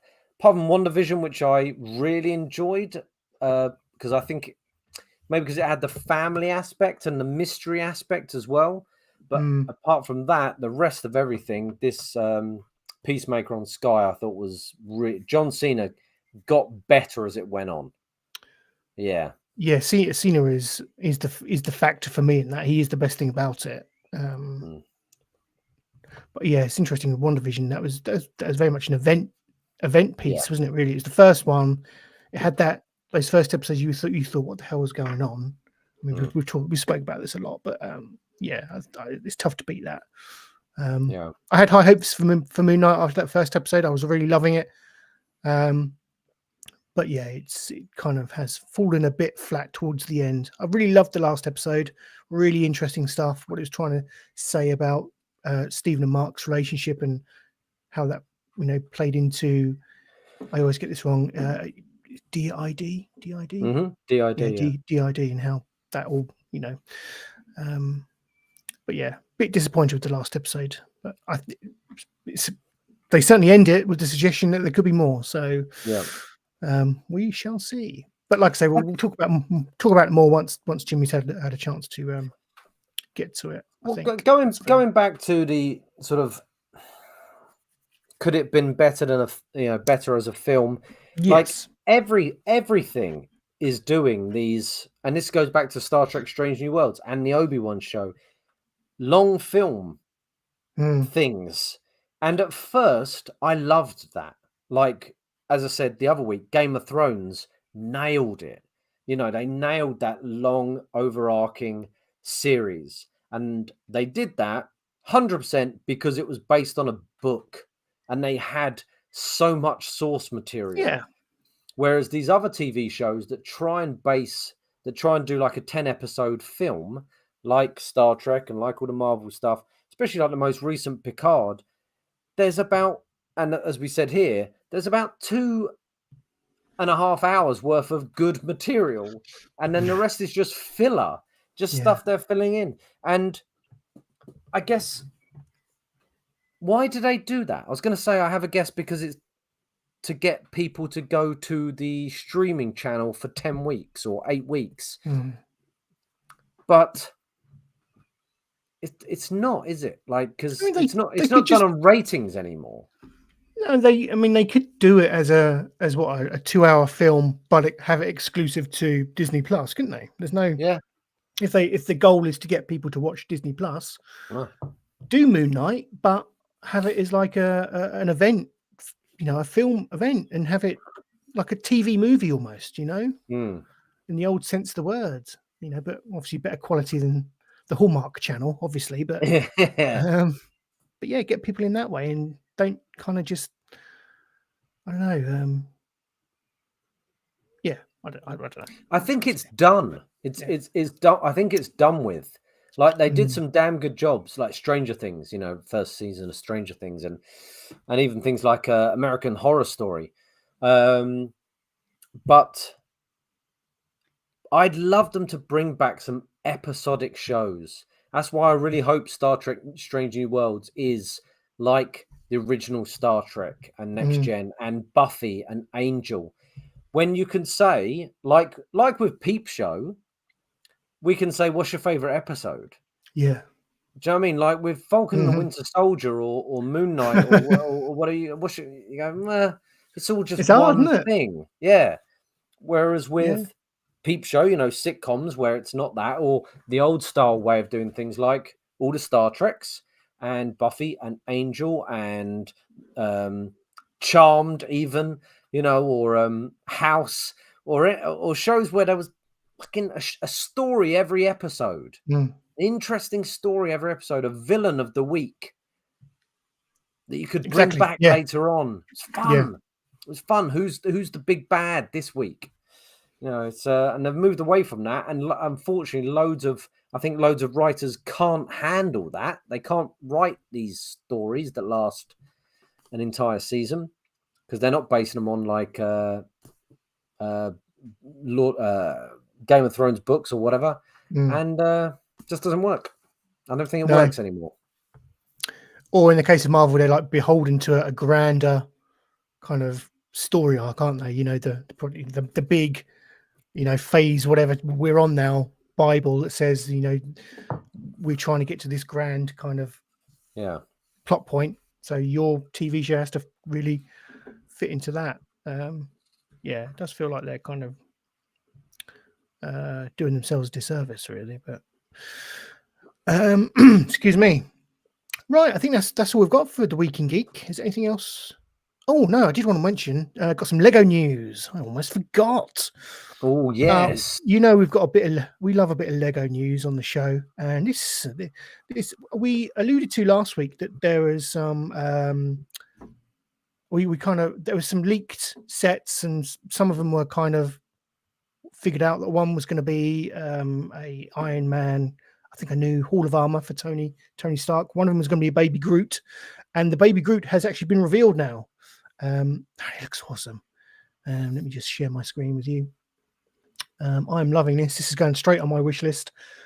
This is When you say wish list, is that your OnlyFans wish list or the list you put under your wife's pillow at night? Yes, that's the one. Here we go. Look at this. How cute is that? Perfect to go on the shelf of Tut behind me. Baby Groot. I am Groot, of course. I just noticed that on the little placard you get all the answers to like height. Yeah, height, weight, species. It's just I am Groot, I am Groot, I am Groot, I am Groot. That's brilliant. So this is due out when we look in June. 1st of June in Europe. Pricing at $44.99. That's a good price, I think, for a set of that size. Comes with the little Lego Awesome Mix Volume 2. So this is Guardians 2, isn't it? Guardians 2 Groot. Yeah. I love 45 quid. How many pieces? 400 and 476. 476. I was looking at some of the biggest Lego models ever made the other day on YouTube, and the Titanic was up there. It's Titanic, isn't it? Yeah, I think that's. Well, no, there's a new one now. There's the world. Is there? And it's like a painting of the world. Yeah. Yeah. Is that the one with the little dots that you have to put in? Yeah, I think so. Is. Yeah. Huge thing. But it does look fun. It's a nice looking piece. Look good. Yeah, I like nice that. looking piece. I'll be getting that. So yeah, go check it out on if you're a VIP member on the Lego website. Go add it to your wish list and for your boots. I did do my May the 4th order. Lego do a promotion on their website where if you order a certain amount of Star Wars related products, they'll give you some exclusive free model gifts. So I've got it's a Dagobah. It's Yoda's. It's the Return of the Jedi. The Dagobah. Yeah. Yeah. No, I think it's Empire actually. Yeah, because it's Luke. The minifigure is Luke with like his training gear on, and a little Yoda minifigure. It's like a diorama, so it's very much a model piece, a display piece rather.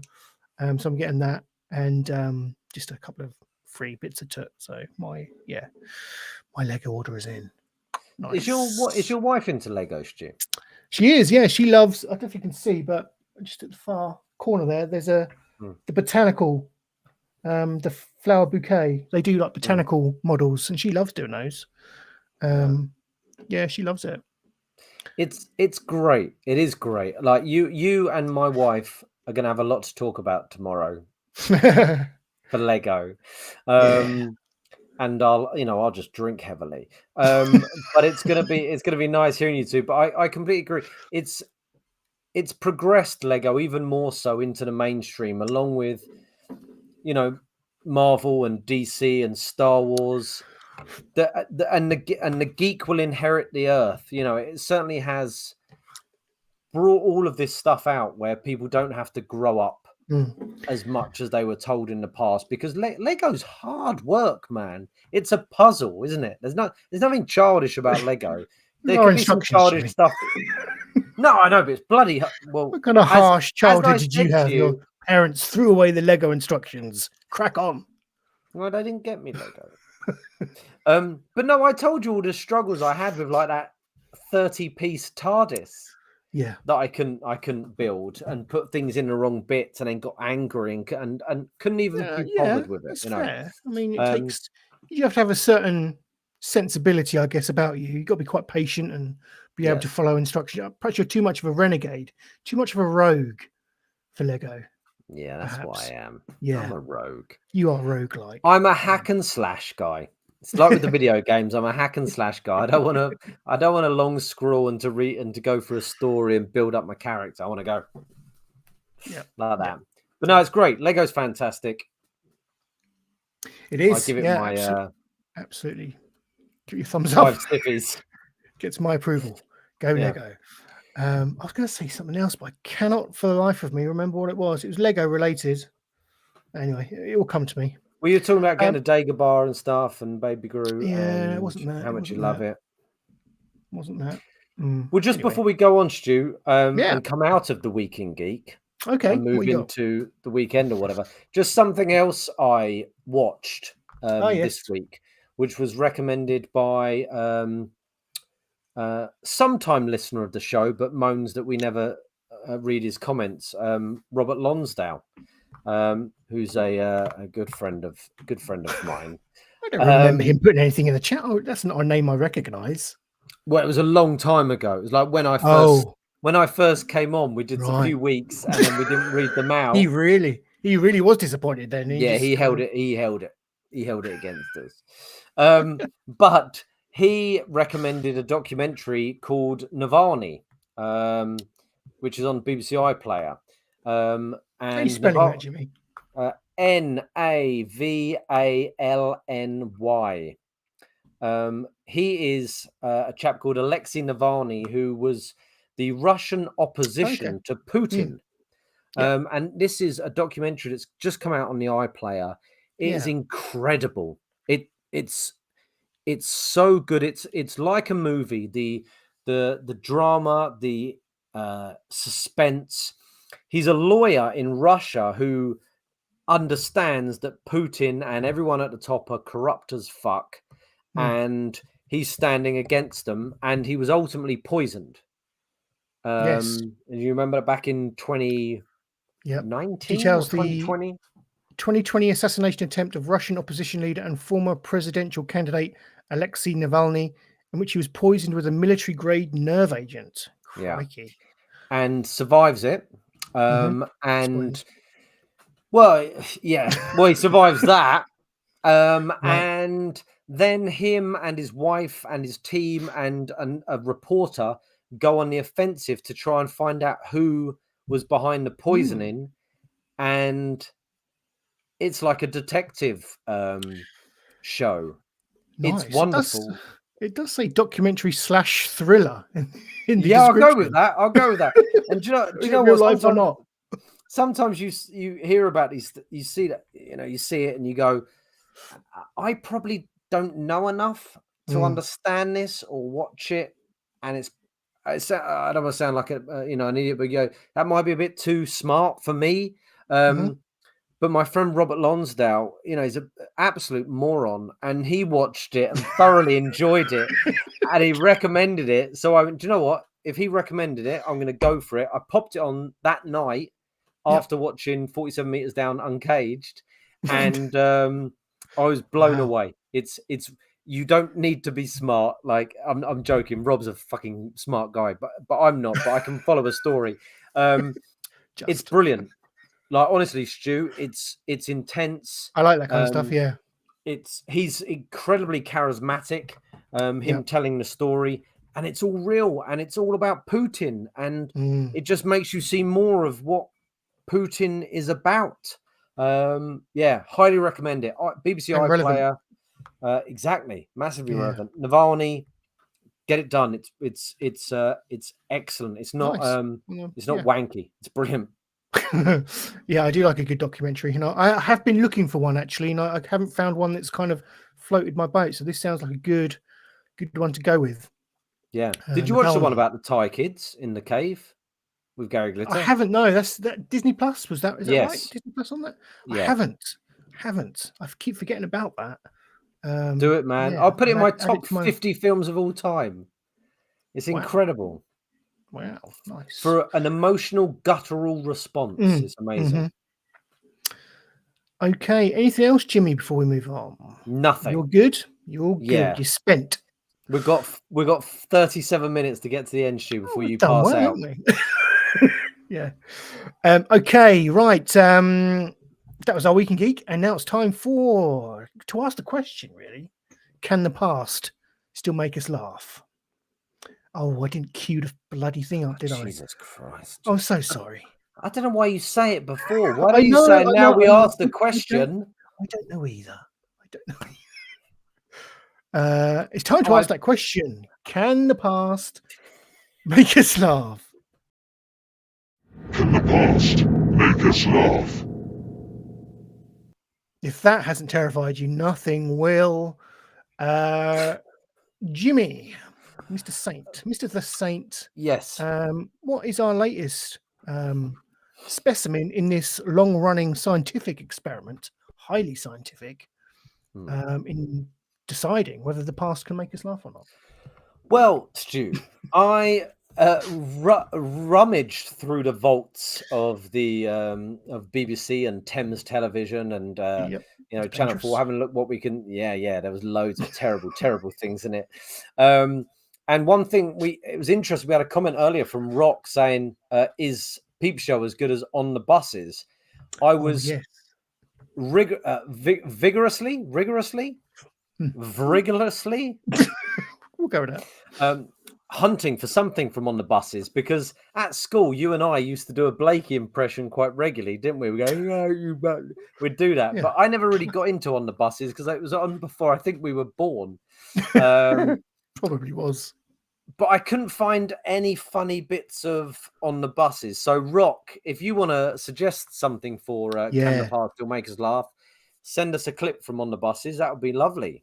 Send me a link and we'll add it to the experimentation. Yeah, absolutely. We're up for that. We'd really appreciate that. So I extend that to all our listeners as well, Jimmy. To be honest, if they've got something they want us to see, if it makes us laugh, then send them in. All we need is a YouTube link or whatever it is. I'd love that. But I couldn't find anything from On the Buses, so I went for a British staple. I went for the Two Ronnies. Mm-hmm. Now, I did check out a few Two Ronnies sketches, and there's quite a few where Ronnie Corbett is in blackface or brownface. No, really? Yeah. And there's one called The Sweet Shop. Is it a sweet shop? No, it's a regular shop, but it's the typical Two Ronnies play on words, but it's all done on the basis of Ronnie Corbett being completely what's the word? He looks like he's from Saudi Arabia. Whoa. So, dish dash, is that what it's called? They call it dish dash, the towel? I don't know. I genuinely don't know. I'm pretty sure I'm right. Don't look it up. Dish dash, mustache, white cowl, and he's pronouncing things wrong in the shop. And Ronnie Barker is of course going, what, 4 candles? So I avoided that because again, I watched it. I was like, it's taking a mick out of the foreigner. That's not good. So I've gone for something else. Now I didn't watch this to the end, but what I started, I enjoyed. So Two Ronnie Stew, classic British comedy. Can the Past Still Make You Laugh? Let's have a look. I'm thinking yes because I love the Two Ronnies. But we shall see. We shall see. Let's do it.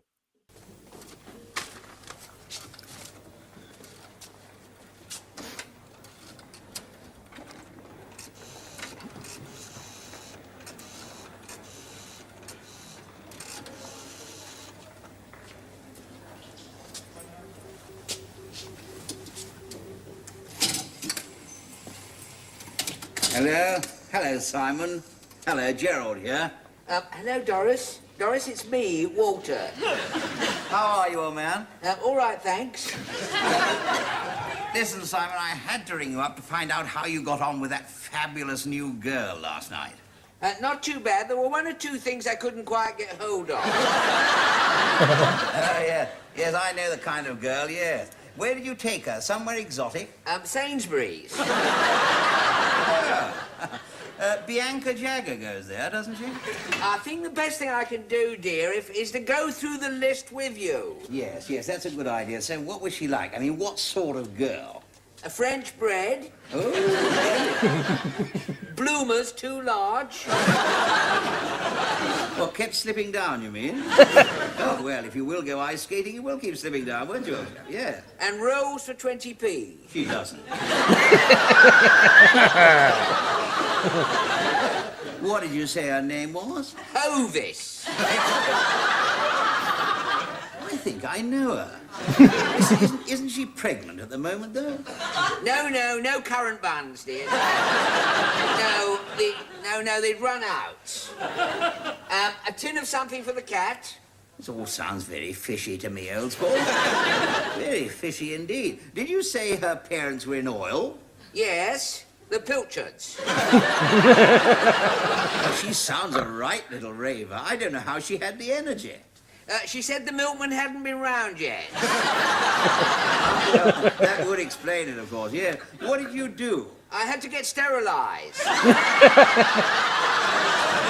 Good God. To be on the safe side, I'll put them in the fridge when I get back. Well, rather you than me, old chap. Now, where was I? So, she took you home and gave you a nightcap, did she? I see. Yes, dear. What sort? What? Yes. That sounds a bit of a puffy drink, old chap. Well, it's all she had, fairy liquid. Oh, I see. She had the bitter lemon and you had something stronger. Yes, 3 tins of curry powder. Yes, just to keep you going, eh? You lucky devil, I wish I'd been there. What sort of perfume was she wearing? Something really exotic? Salt and vinegar and smoky bacon. Making a pig of herself, was she? Oh, sorry, that was a mistake, dear. She was what? Wearing a cross-your-heart bra? I thought it said OXO. Oh, I see, so you naturally took the opportunity of having a quick... Butchers, yes, dear, yes. Yes, I didn't forget the steaks. You saw her do what to the bra? Fill it.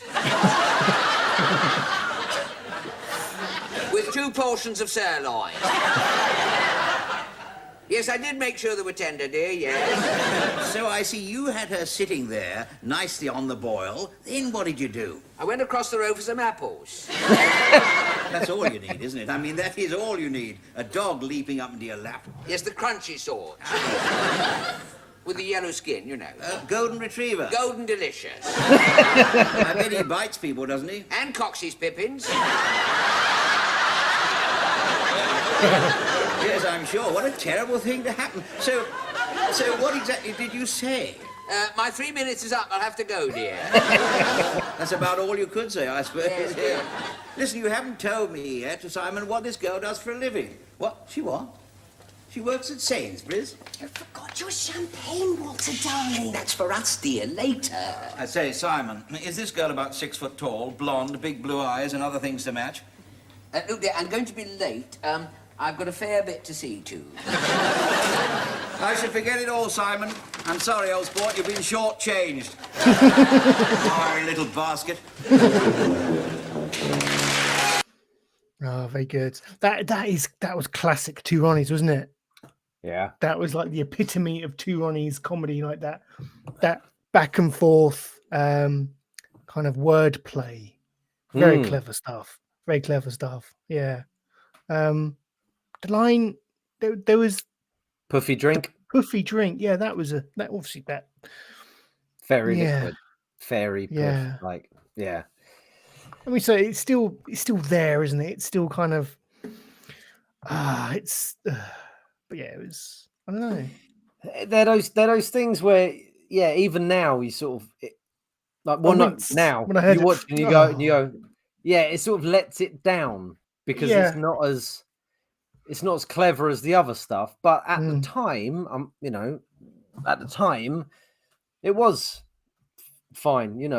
There wasn't. It wasn't how it is. It wasn't fine. But in the general populace, it was, that sort of stuff was fine. But that's still good, isn't it? It is clever. You listen to that sort of stuff. I was trying to write some comedy today with my cousin, and any ideas you sort of come up with, you go, I've heard that. Yeah. I've heard that joke before. You go, well, we could do that. I mean, it's an old joke, but every joke, and that's why people keep pushing and pushing and pushing and try and do outrageous stuff, because it is hard. And you go back to I think that was 1981. I think it's so good. It's so quick, and their delivery and them themselves, him being big and him being Ronnie Corbett being tiny, just adds to it, doesn't it? It does. Yeah, it's like another layer to the comedy. Like I say, quintessential Two Ronnie stuff there. And you're thinking, when you hear them say puffy drink or a term like that, or using, blackface or brown face, whatever it is in their sketches, you think they're better than that. I know it was deemed not as well. I don't say acceptable, but do you know what I mean? It wasn't as much of a, wasn't as frowned upon in those days as it is now. But you think, oh, they were better than that, and they were better than that. And it's a shame that they do kind of resort to these. It feels like they're easy wins for the time, for them. But they kind of had a more of an intellectual comedy than that. But it's I love the two Ronnies. Still good stuff. That did make me laugh, Jimmy. Yeah, the past has made me laugh. Yes, there we go. Thank you, Jimmy, for bringing that to the show. Comments in the comments section, Stu. Have I missed something? Alexandra Turner says, so funny. Us or the two Ronnies? I'm assuming she's talking about the two Ronnies. Yeah, that's fair. We're not on the same caliber, are we? Really? Colin Doolan with whoa! We're not as racist as they were, so we're one step up. Colin Doolan with a cry laughy face there. Yep. Again, nice. I think that's for us. I think so too. I'm sorry. All over the shop with these chat notifications. Right, Jimmy. You've bought the bird news and finally for us, so I'm well excited because usually I know what's coming, but now, no, not this time. Is that where we are? Bird news. We are at bird news. We're doing well. We're going to get finished by 9 o'clock. That's right. I combust at that point. I'm like Cinderella. Did she combust? That's how the story went, wasn't it? Yeah. She didn't fit, so she combusted. Yep. Okay, so let's take a look at some bird news.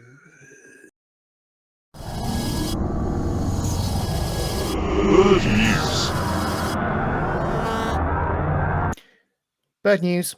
That's fine. That one. That's fine. I like that one. I mean, it could probably do with a bird cheeping rather than the sound of a TARDIS dying in the background, but it still works. Bird news. Right. Let's queue up this. You don't have a good history with bird news, I would argue. And I will carry that on with not having a good history, because what I've done here, Stu, is I looked at some bird news and all I could find was very, very sad bird news. Swans being shot by BB guns and mass crow massacres, a murder of crows being destroyed by radiation leaks or something or other. All horrible bird news recently. So I thought I'd bring a bit of levity to the bird news section of the show. Yeah. And bring up some bird jokes. And also, we've had bird puns in the past, haven't we? When we had that section where I had to make pastry-based bird puns. Yep. Now, what I'd suggest with this lovely article from Thought Catalog, 50 hilarious bird puns that will have you quacking up. They're more jokes than puns. But if you'll permit me, I'll read through some. Do you want to bring them up as we go, or I'll just go through some? Am I doing this in any particular order? I want you to go from the top down. No, I don't care. I thought you'd read them, to be honest. I can do if you want me to. You've got a nicer voice than I. Okay. Okay. Well, I think how I should do this is I don't want to reveal the answer to the gag, do I? No. We'll skip that one because we know. When should you buy a bird? When it's going cheap. Beautiful. Very good. Did you hear the one about the crow and the telephone pole? He wanted to make a long distance call. I'm not sure that one works. I just want to hear you read out 50 bird jokes. How long do we go with this? How does a bird with a broken wing manage to land safely? With its sparrow shoot. That's awful. Why did the little bird get in trouble at school? Because he was caught tweeting on a test. Doesn't work. No. Where's my? Have I got a boo reaction? No, I don't. Oh, I tell you what I do though. How do crows stick together in a flock? Velcro. That's good. That's good. Yeah. What do you call a parrot that flew away? Don't know. This is as far as I got. Don't know. A polygon. That's good. That's good. What do you call a sad bird? A bluebird. What kind of math do snowy owls like? Algebra. Hang on. Why do they got to be snowy owls? And you can't use the word owl in the setup of the joke. Algebra.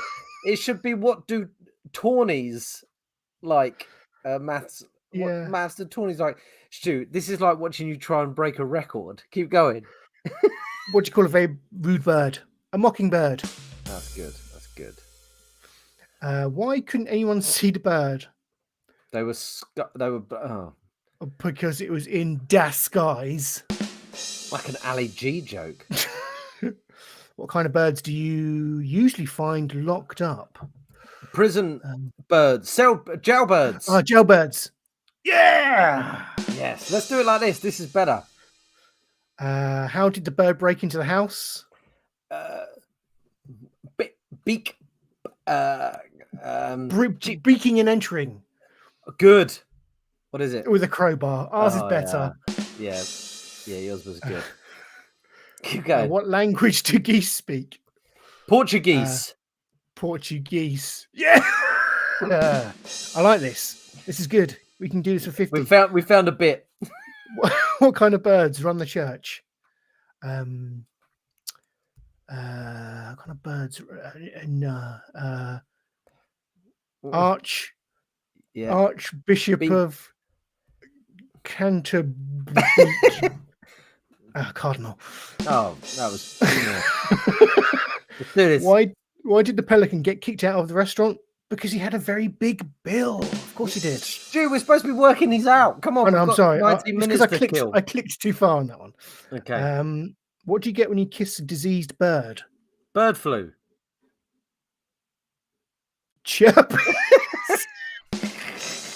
Yes. Mine was more topical. I would like the two Ronnies. What does a bird like in his soup? Fish. Chicken.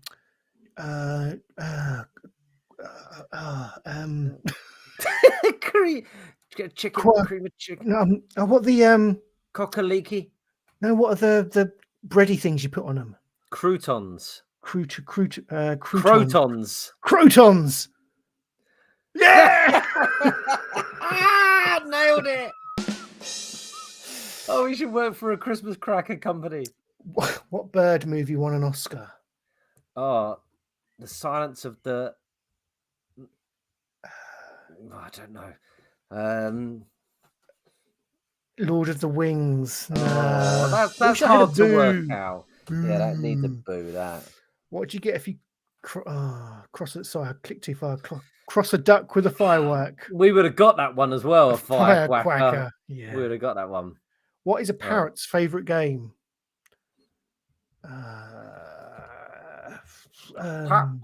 Pretty boy. Snap. Pictionary. Pectionary, did you say? Pectionary. Oh, hide and speak. Pectionary. No way. Yes, you're right. I said Pictionary, but you made that perfect. Oh, Dodo. What do you call a bird that kicks your butt? Butt kick a bird. Mike Tyson. Bruce Lee bird. Magpie. Steven Seagal. Oh man, we were close. We might have got there, Stu, when we were heading down that route. We may have got there. Steven Seagal. Oh, we know great. this is the Renaissance Man gold for this week. I'm telling you. Yeah, we're getting. Yeah, well, let's keep going then. Shit, if this is gold. What did Mozart sell his chickens? Mozart wasn't the deaf one, was he? Why did Mozart? Because he could. I don't. What's a Mozart song? Is that Mozart? Or is that beef? Well, how's that getting into a pun? I don't know. Mozart says compose. What did he compose? Unfinished symphonies. He was. I don't know. They keep saying because they kept saying bark, bark. Oh, was he a competitor of his? I guess he probably May have been. We weren't intelligent enough to get that joke. No, Steven Seagal, however, we understood and got and enjoyed. What kind of bird doesn't need a comb? I've revealed it. Sorry. I wouldn't have got that, but I like it. Bald eagle. Yeah. Where does bird royalty live? Buckingham Palace. You go. Buckingham Palace. If that's not the answer, Buckingham Palace. Okay. Yeah, we're going with Buckingham Palace. Right, no, Buckingham Palace. Duckingham Palace. Oh, shut up. Buckingham Palace is better. What kind of bird can carry the most weight? I love the fact we can hear birds in the background at yours, Stu, as we do this. It's beautiful. Yeah. Is that the bird still in your bathroom from Bird News? Good point. They have. We've got chicks now. Noisy little buggers. Get Bill Oddie round. Get Bill Oddie round. Sorry, 25. What kind of bird can carry really the most halfway weight? there. Christ. It's all right. We've got time to kill. Heavy. Oh, that's hard. The crane. I like that. Clever. It's clever. Come on, Stu, on a roll. Sorry, what books did the owl like? Harry Potter. Hoot done it. We would have never got that. What robs you while you're in the bathtub? A magpie. A whore. What? A prostitute. A hooker. A robber ducky. Oh, I thought you'd got it. I thought you'd worked it out. I didn't see you bring it up. What bird can you buy at the grocery store? Does that say a kiwi? A kiwi, yeah. Sorry. A kiwi. Oh, a quickie. Yes. That should be the vegetable. That should be like the vegetable fruit and veg store, shouldn't it? Rather than the grocery. What bird is helpful at dinner? A servant bird. A swallow. What? That's helpful other places as well. What's another name for a clever duck? Quack. I don't know what a clever duck is a name for. Clever duck. Clever dick, isn't it? Clever. Smarty papoose. Smarty. A mala.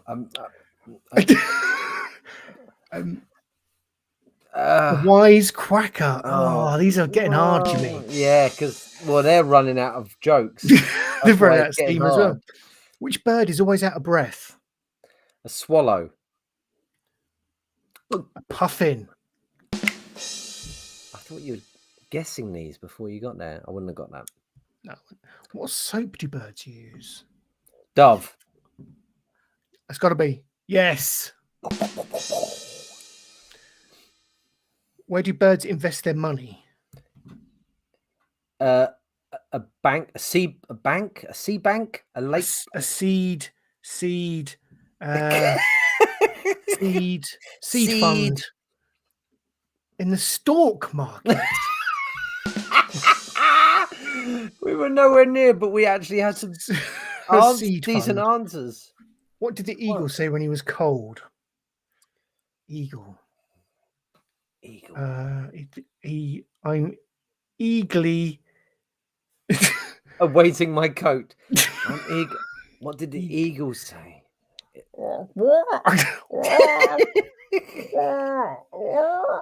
Feathers. Where are my feathers? Kill me. Oh, bird. Fuck off. Bird. Why would you say that? No, that's just mean. That's ridiculous. What do you call? Oh, what did you call a duck on drugs? A quackhead. I like that. That's good. I'm going to give you that. Yeah, it's good. Yeah. That's good. Which birds steal soap from the bath? I mean, I'd say a dove again. Dove. But that's too. We've had that answer. So let's say a. What was the other stealing bath Bubble? one? Oh, it was a robber ducky. A robber ducky. Is it? I bet it's the robber. I bet it's a robber ducky again. Yeah. Robber ducks. Yeah. No, I'm not going to give that a badumts. How many cans does it take to make a bird? How many cans does it take to make a bird? 2, Stu. 2 cans, of course. What do you call a bunch of chickens playing hide and seek? Headless something. No, chickens. Cock. Cock in hidden. Hide my cock. Hide my cock. Oh, I don't. Chickens. Peck. Peking. Peking ducks. Peking ducks. Foul play. No, I'm not going with that. What do you call a sick eagle? Oh, bird flu. A sick. They use the word eagle, but it's just usually bird something, isn't it? Like bird flu or a sick eagle. Eagly.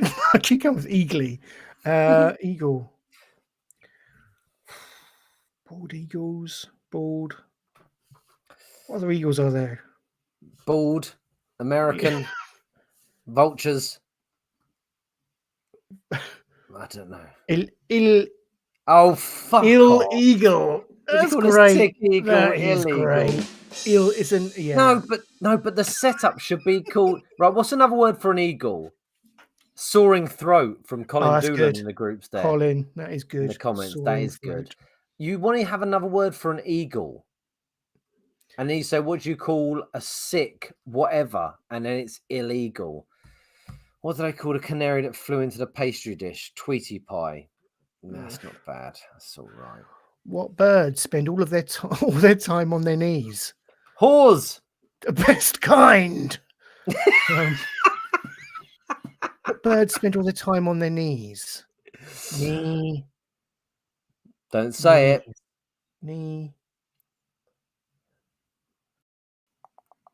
What birds spend all their time on their Kneeling. knees? Leg. Feetless. Their knees. Praying mantis. No, that's not a bird. Bowing. Kneeling.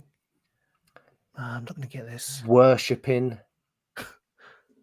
Birds of prey. Oh, Colin got it. He got it as we went down.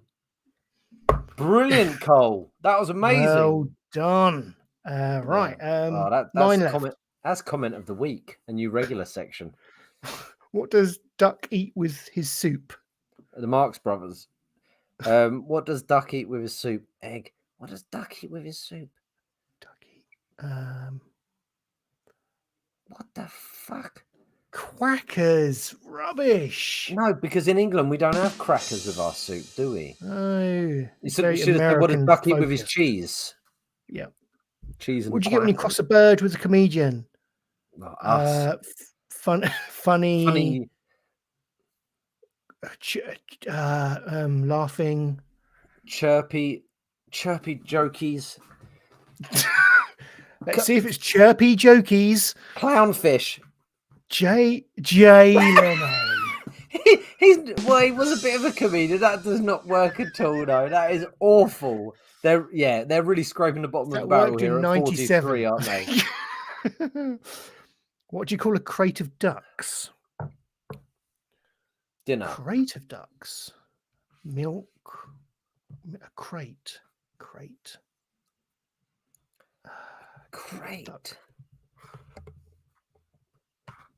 A box of quackers. No, I'm not giving them that. I'm sick of these quacker jokes, Stu. How do chickens get strong? I think you can see that. Exercise. I mean, that doesn't work, but okay. Why do hummingbirds hum? Because they can't sing. Because they don't know the words. Oh, God damn it. What do you give a sick bird? Medicine. Core pole. It's not that. It should be. Corpole. Tweetment.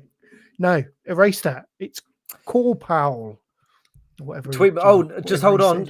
Colin Doolan, mockingbird for the joke. The bird that tells jokes. That's good. Yeah, better than the Jay Leno answer. Yeah, much better than Jay Leno. Mockingbird's brilliant. Why do seagulls fly over the sea?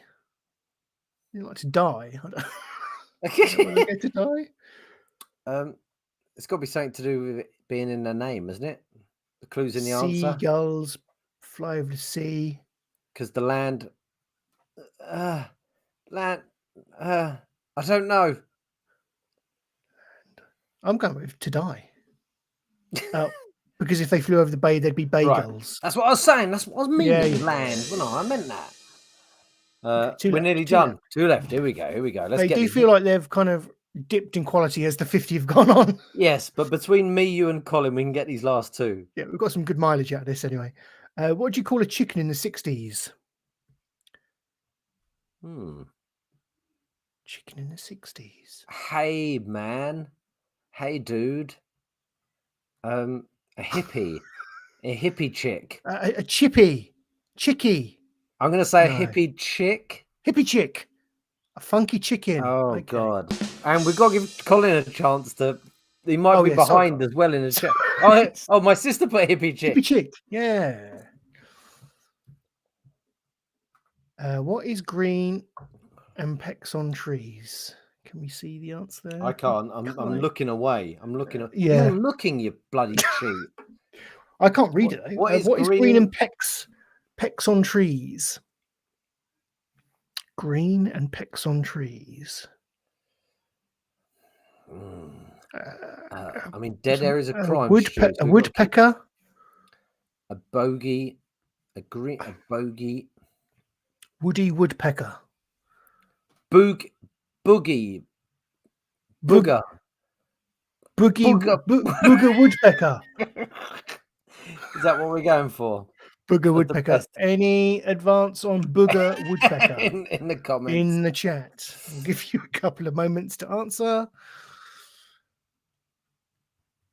I think we'll move on. It is Woody the woodpecker.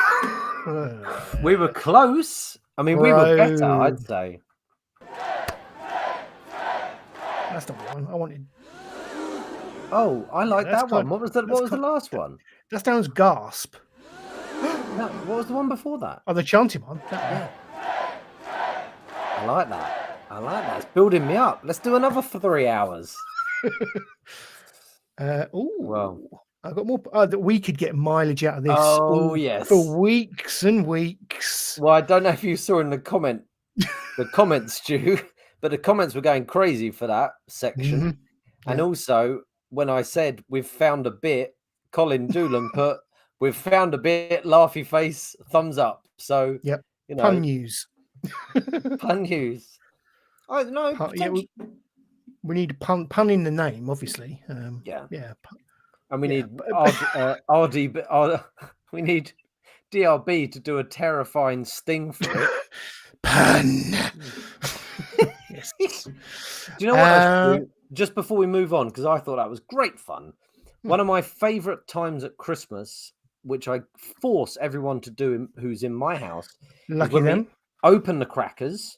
I get them to read the joke and allow me and the other people at the party to guess the answer. Ah, yes. I love doing that. It's one of my favourite things in the world, guessing the answer to a joke. Well, that's kind of that. Is that in a condensed podcast format?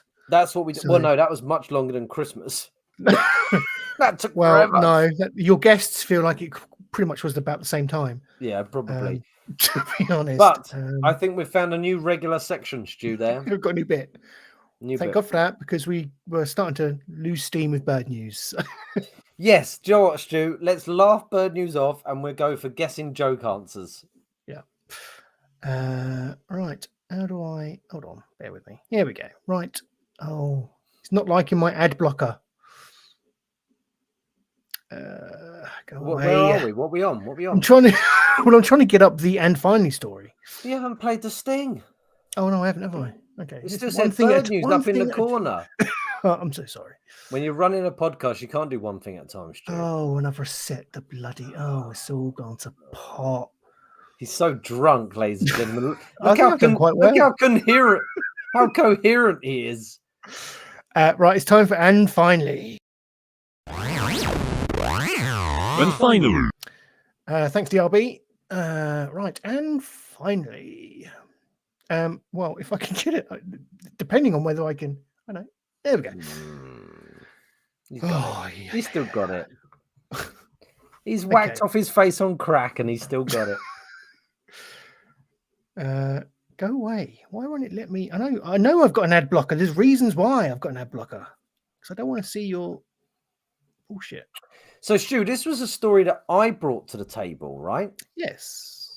But I'm keen for you to read it because I think it touches on a lot of the discussions we've had this evening. Yeah.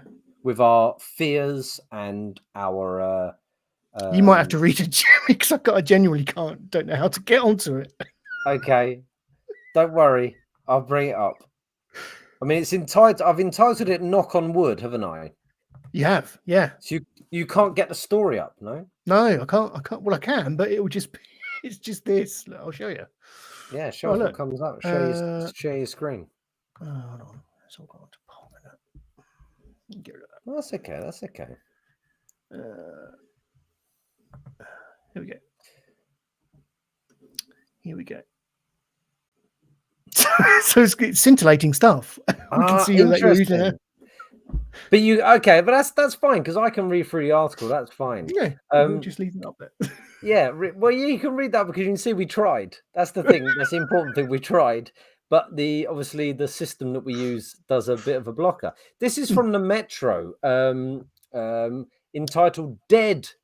In inverted commas, woman bangs on coffin to say she's alive during her own funeral. Yes, Stu, I knew you'd like this. No! Wow! Warning! You may find the content of this story distressing. A funeral in Peru was dramatically interrupted after knocking was heard from within the coffin. Hello? The family of Rosa Isabel Casadas Calaca had gathered in the city of Lambayeque to pay their final respects on April 26. Rosa had been involved in a serious crash in the regions of Chicalo-Pisky Road. The accident claimed, this is sad. The accident claimed the life of her brother-in-law and left her nephews with serious injuries. She had been pronounced dead following a horrific crash and later loaded into a coffin ahead of her funeral. But when her relatives hoisted the wooden structure onto their shoulders, they began to hear strange sounds. Bird puns. They lowered the coffin and opened the lid. Oh, they didn't get it to the grave. That's cool. They lowered the coffin and opened the lid to find a weak but very much alive Rosa peering up at them. Wow. Cemetery caretaker Juan Segundo Cajol said, she opened her eyes and I was sweating. I immediately went to my office and called the police. Had her arrested. Shocked relatives rushed Rosa, still in her coffin, to the referential hospital. Once there, Rosa was found to have weak signs of life and was hooked up to a life support machine by medics. Oh, hold on. Oh, yeah, don't tell me she dies again. I should have read this. But her condition deteriorated and she tragically died a few hours later. Oh, no. Her family, who had to say their farewells twice, are now demanding answers.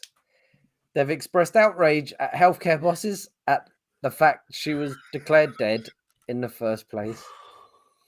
Oh, an unnamed aunt told local media, "We want to know why my niece reacted yesterday when we were taking her to be back." Okay, I think I've pulled up a wrong one there. I should have read to the end. I thought it was a happy story where Rosa was okay, but Rosa was no Moza. Oh shit! The lesson here is proofread your Anne Finley stories. Or check people are dead before you bury them, because, because surely there had been some time before the car accident and the burial that maybe they could have saved her life. Maybe poor Rosa. Yeah. May she rest in peace. Finally,